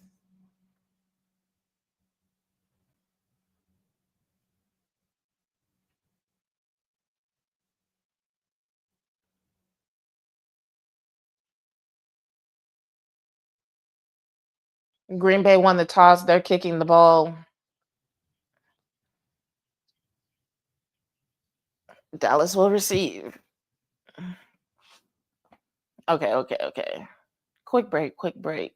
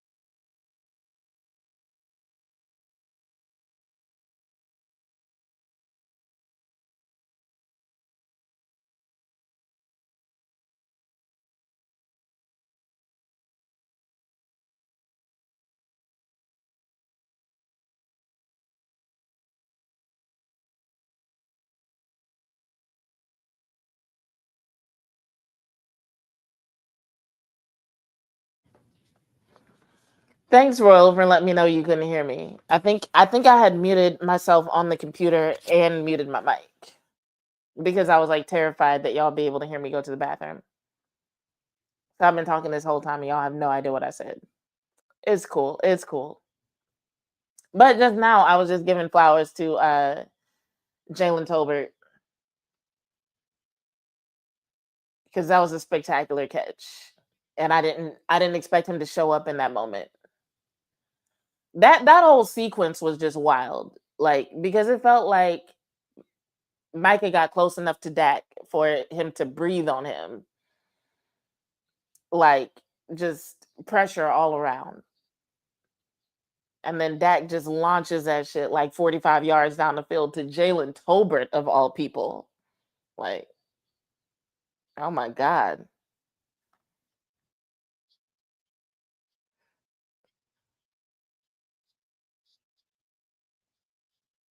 Can y'all hear me now?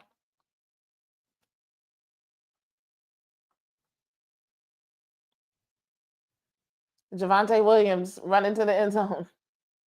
Well, it was a Javante Williams run. He did not make it into the end zone. Second and goal from what, the 3 or 4 yard line?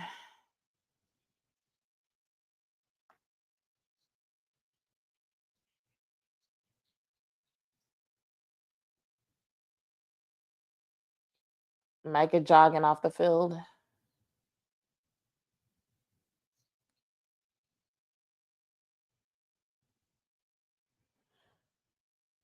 Come on, Cowboys. We need this touchdown.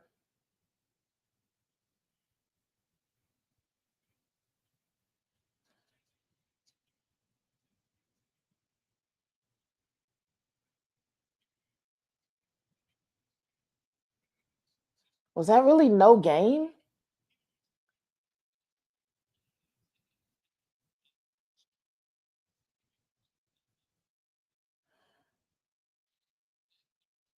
It was up to Ferguson to stop that from happening.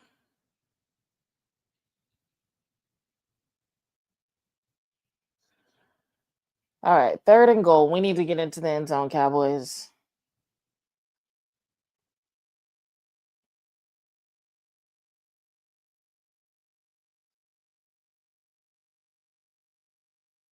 What the fuck was that?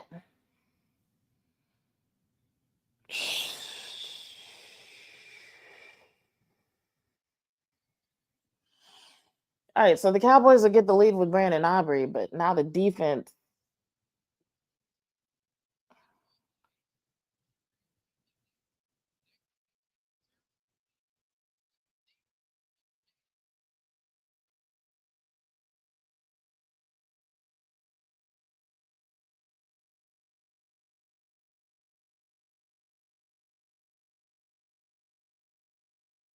We're so close. How did they not get into the end zone from right there?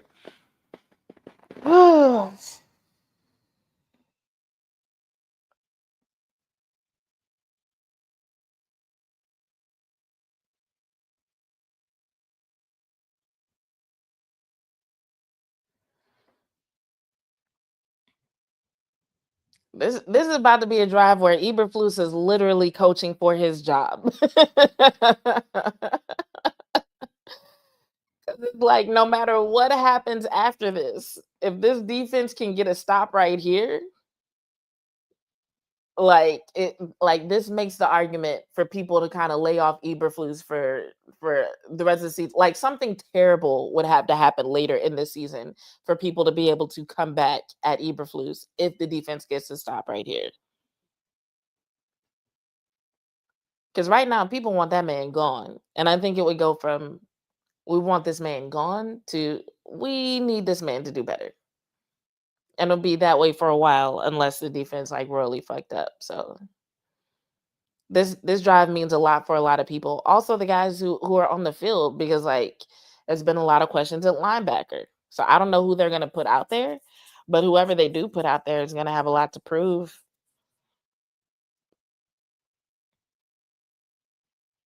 If Jack Sanborn wants people to stop talking shit about his athleticism, or Maris Lufau wants people to forget about that ridiculous ass penalty he committed, If either one of them is on the field, they need to show up big time.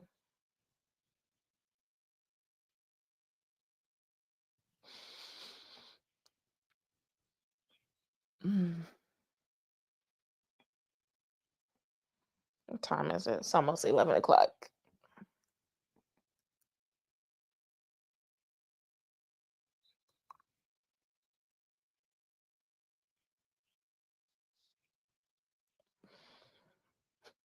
Like a perfect kick by Brandon Aubrey. You don't say.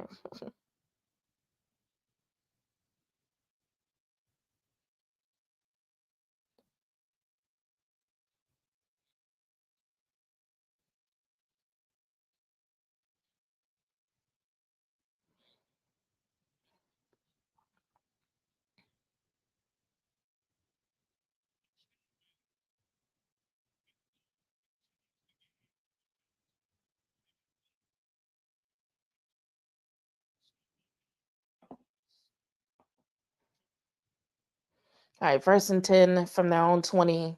Green Bay Packers with the ball. Jordan Love in shotgun.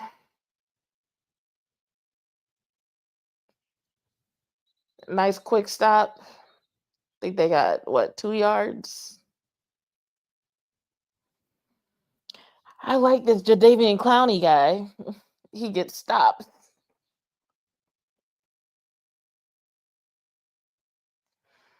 I would honestly love for this game to end with the Cowboys defense and Packers offense on the field. I kind of like the idea of this game ending with Dak Prescott and Micah Parsons on the sidelines with no ability to affect the game. I like that ending. NFL script writers make it happen. Kenny Clark was chasing the fuck out of Jordan Love.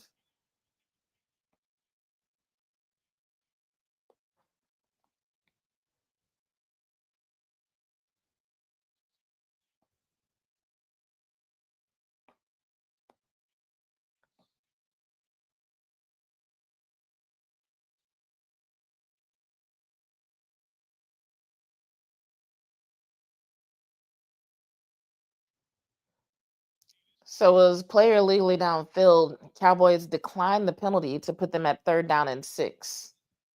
I'm not mad at it.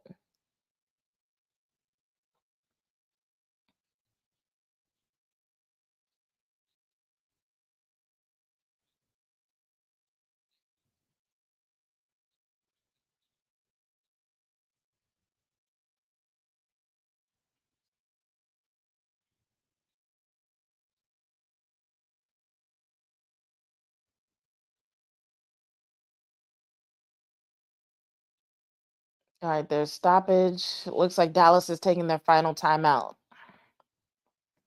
I guess they want to talk about it, make sure everybody's on the same page. This is a very big snap. It's a very big snap.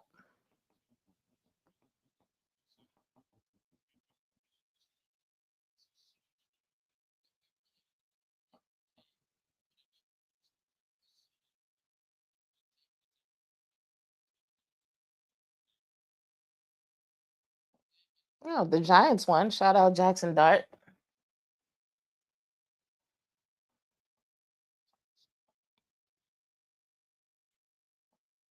Philly won 31-25. I don't remember the game being that close. I might have fell asleep before that game was over. Oh man. Okay. Here we go. Play clock ticking down. 3rd and 6. Jordan Love fires the ball down the field. No flag for that. That was good coverage. That was good coverage. It was just an incomplete pass. So now it's 4th and 6. They kind of have to go for it. Otherwise, they're basically forfeiting.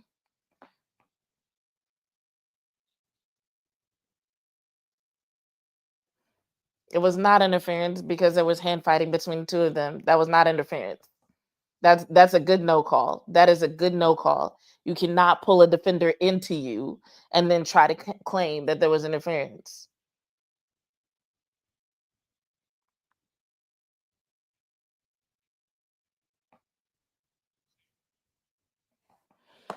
Green Bay is calling timeout.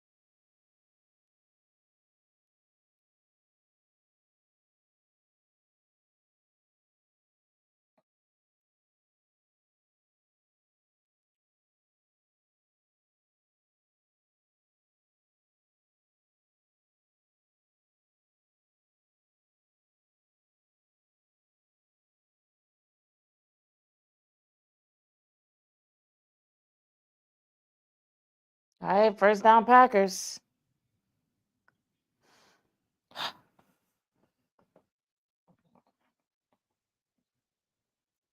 I can't imagine being a player in this situation because honestly, my heart is beating fast as hell.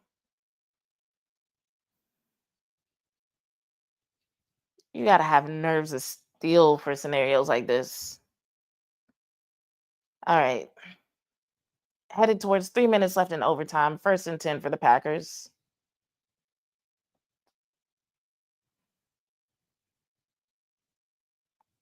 Looks like Wilson running the ball for the Packers.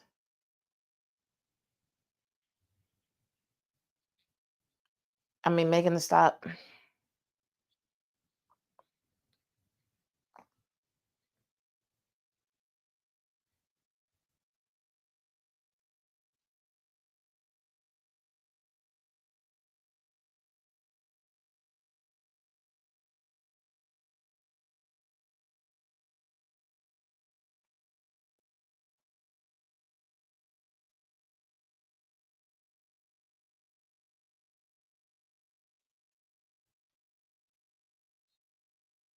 All right, down to the Cowboys 40.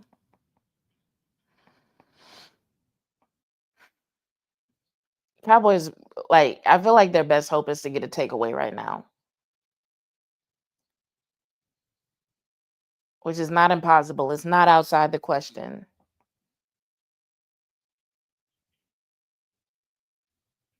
Okay, 2 minute warning. I might need to take my ice cream out the freezer. I'm gonna need a good solid snack after this game. I'm making notes for what I need to do next time I have one of these live streams. So I need better snacks. I need co-hosts, even if they're temporary. I need to figure out how to do commercial breaks during the stream. I want to know from y'all in hindsight, did Maris Fowl put the Cowboys in this position? Because the Cowboys had some incredible momentum at the time when he got that penalty. They had some incredible momentum. And part of me is wondering if he hadn't done that dumb shit that he did, could the Cowboys have ended up like holding the Packers to a field goal instead of the Packers getting into the end zone on that drive? I know that's a lot of ifs, ands, buts, and maybes, but I can't help but think about it. And I hate thinking like that about one of my favorite players, but it's on my mind, you know? It really felt like the Cowboys defense was finally going to slow down the Packers offense. And then that shit happened and gave them 15 yards. 15 yards is a big deal in this game. Like, think about how rare it is for an offense to get 15 yards on their own with their own play design. It's not exactly common. You know what I'm saying? And so you with a dumbass late hit give them 15 yards. That's handing them momentum.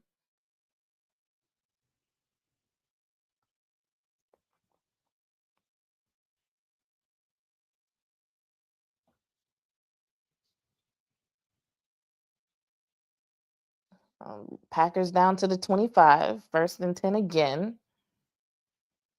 Everybody in Jerry's box looks nervous.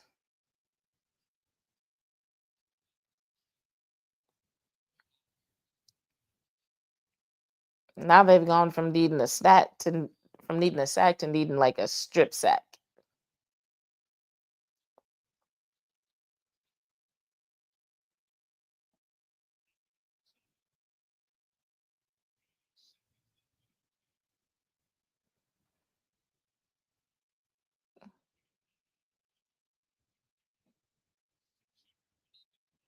Cowboys got some of their fastest people on defense up on that line.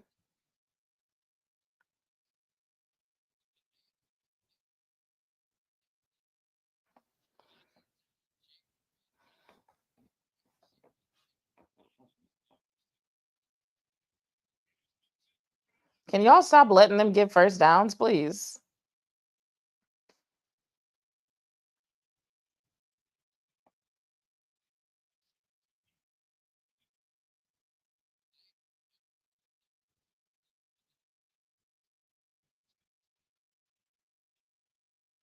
Nice. Trayvon Diggs with a hell of a tackle behind the line of scrimmage. Okay. Not on my bingo card, but I'll take it.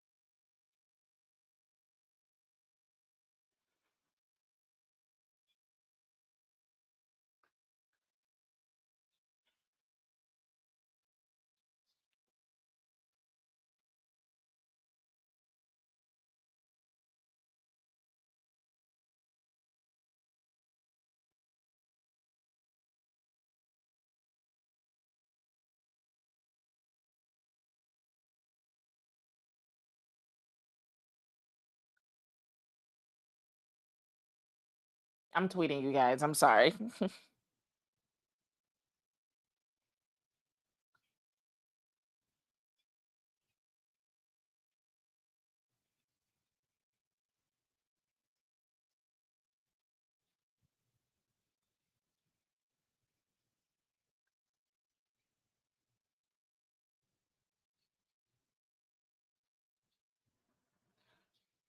That was close, Green Bay. They almost let that clock run out.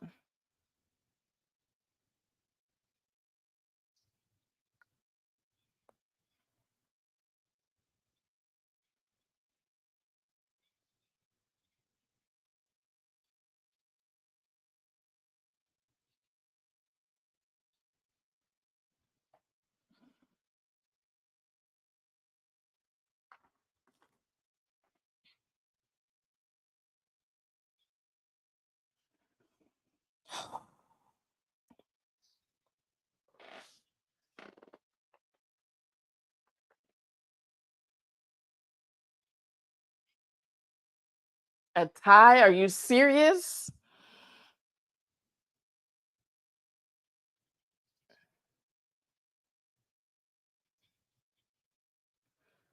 The NFL is gonna run with this fucking storyline.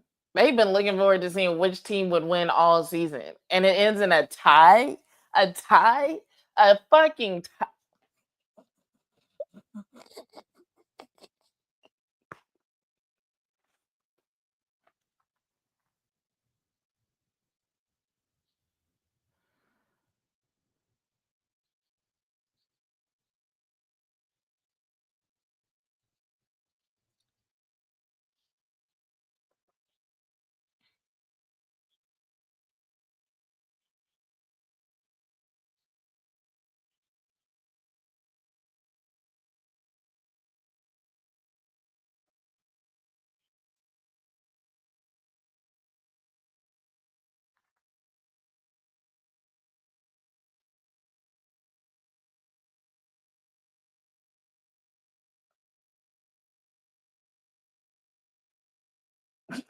Thank you, Royal. I'm glad I'm not the only person laughing. I don't even know how to feel about this fucking tie. Like, I was so ready for the Micah got traded storyline to be over. But now they gonna talk about this shit.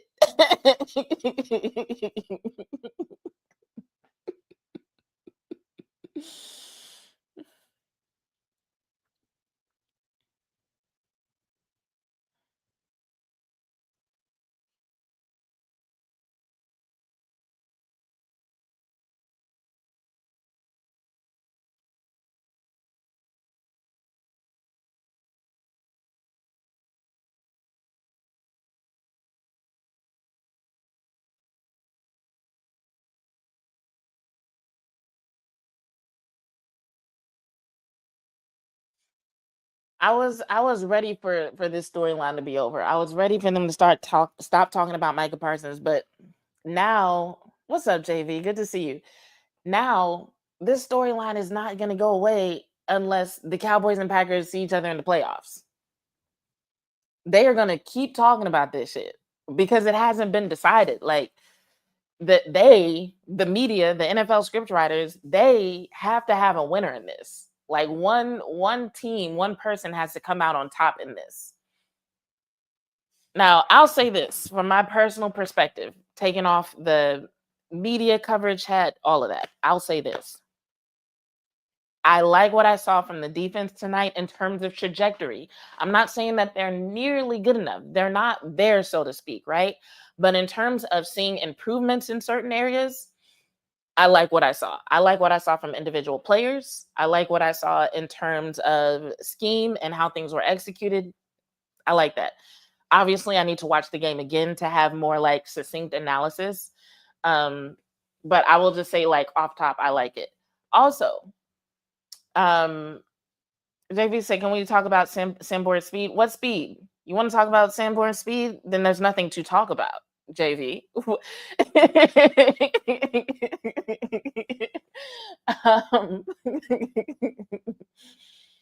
um, but no, offensively, to say that they had to figure out how to make the offense work without CeeDee Lamb, saw good things there as well, and things that they can build on. We saw them open up the playbook a little bit. We saw Dak get a little bit more comfortable in the pocket. The offensive line, even with two of their starters out, held up pretty well against a very good defense. I think there's a lot to look forward to in terms of Dak's connection with Turpin, in terms of Tolbert and his growth, him filling some of the spaces left in the offense. Because let's be real, George Pickens is not enough to fill the shoes of CeeDee Lamb. And I'm not trying to like take away from Pickens. He did great tonight, but he's not as versatile as CeeDee Lamb is. So he's not as much of a threat. So he doesn't do for the offense what CeeDee Lamb did, So that's just facts. So what that means is that even with George Pickens stepping into the role of wide receiver one, there's still room for other people to step up in other ways on the offense. And I think we saw some great things um, from Tolbert tonight in terms of him stepping up in ways that people didn't expect. I think we saw a glimpse of what the connection between Dak and Turpin could look like if Dak learns to consistently go to Turpin in that way. We saw what George Pickens can do when you count on him. We saw some of the things that Flournoy could do in traffic. So, there's a lot of good there. There's a lot of good for this team to build off of. They don't have a bye week until week 10. So, I mean, it's not like they're going to have a lot of time, a lot of breaks in between to like really stop and look over things. So to say that they have to go week to week to week, and then they have like 3 weeks till the next home game. And, just having to travel, having to prepare for that definitely takes away from preparation time during the week. So, and then they just showed Trayvon Diggs on the screen. Hold on, I'm listening to what Dak says. He said he's trying to wrap his head around a tie.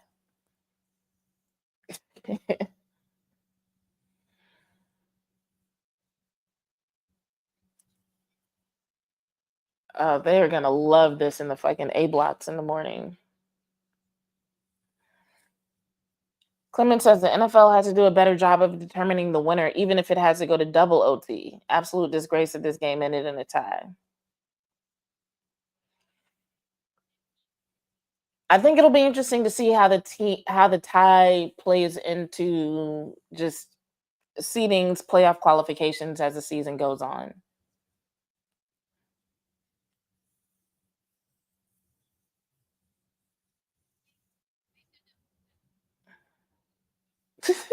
Dak mad that they recorded that stop by Micah as a sack. Dak is like, nah, I got past the line of scrimmage. Nah, I'm with you. I thought he got past the line of scrimmage too.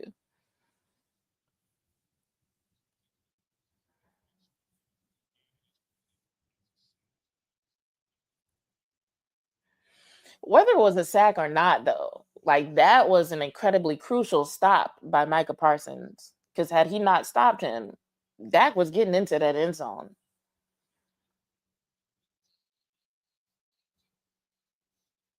JV said Isaiah Land can't be that slow, but I used to think that Louis wasn't that dumb. Well, I'm with you on that one, JV. I'm with you on that.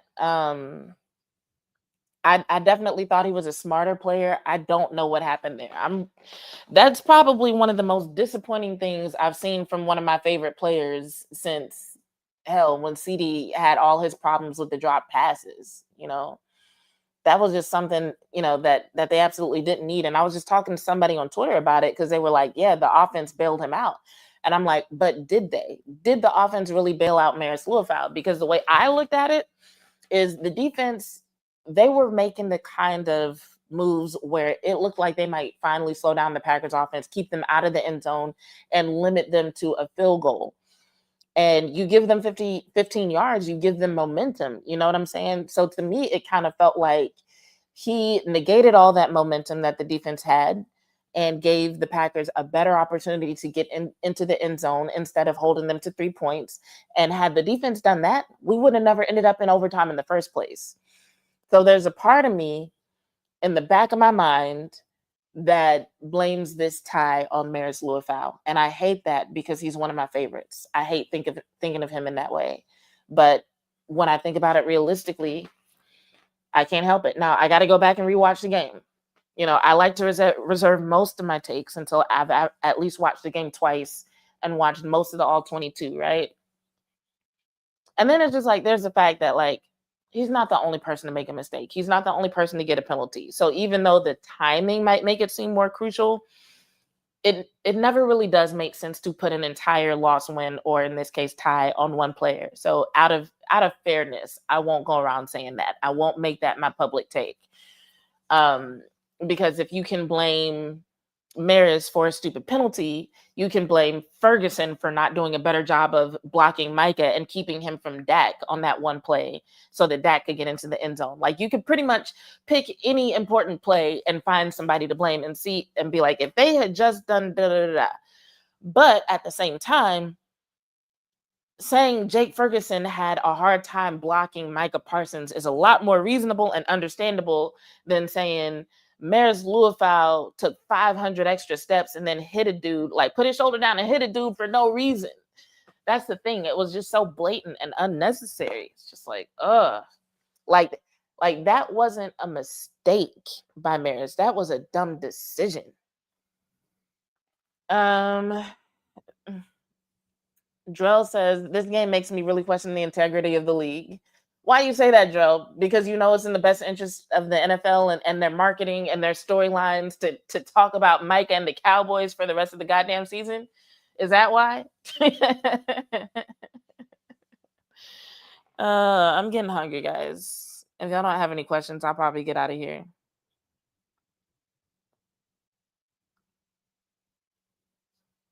Some people, the running conspiracy on Twitter is that the clock was actually at 0 and the game should have been over.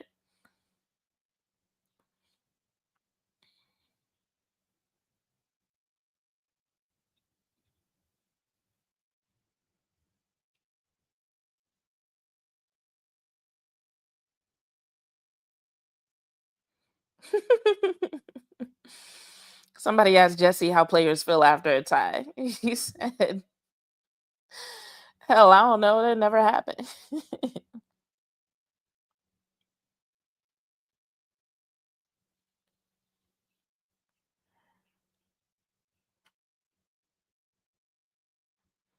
People are not a fan of the tie.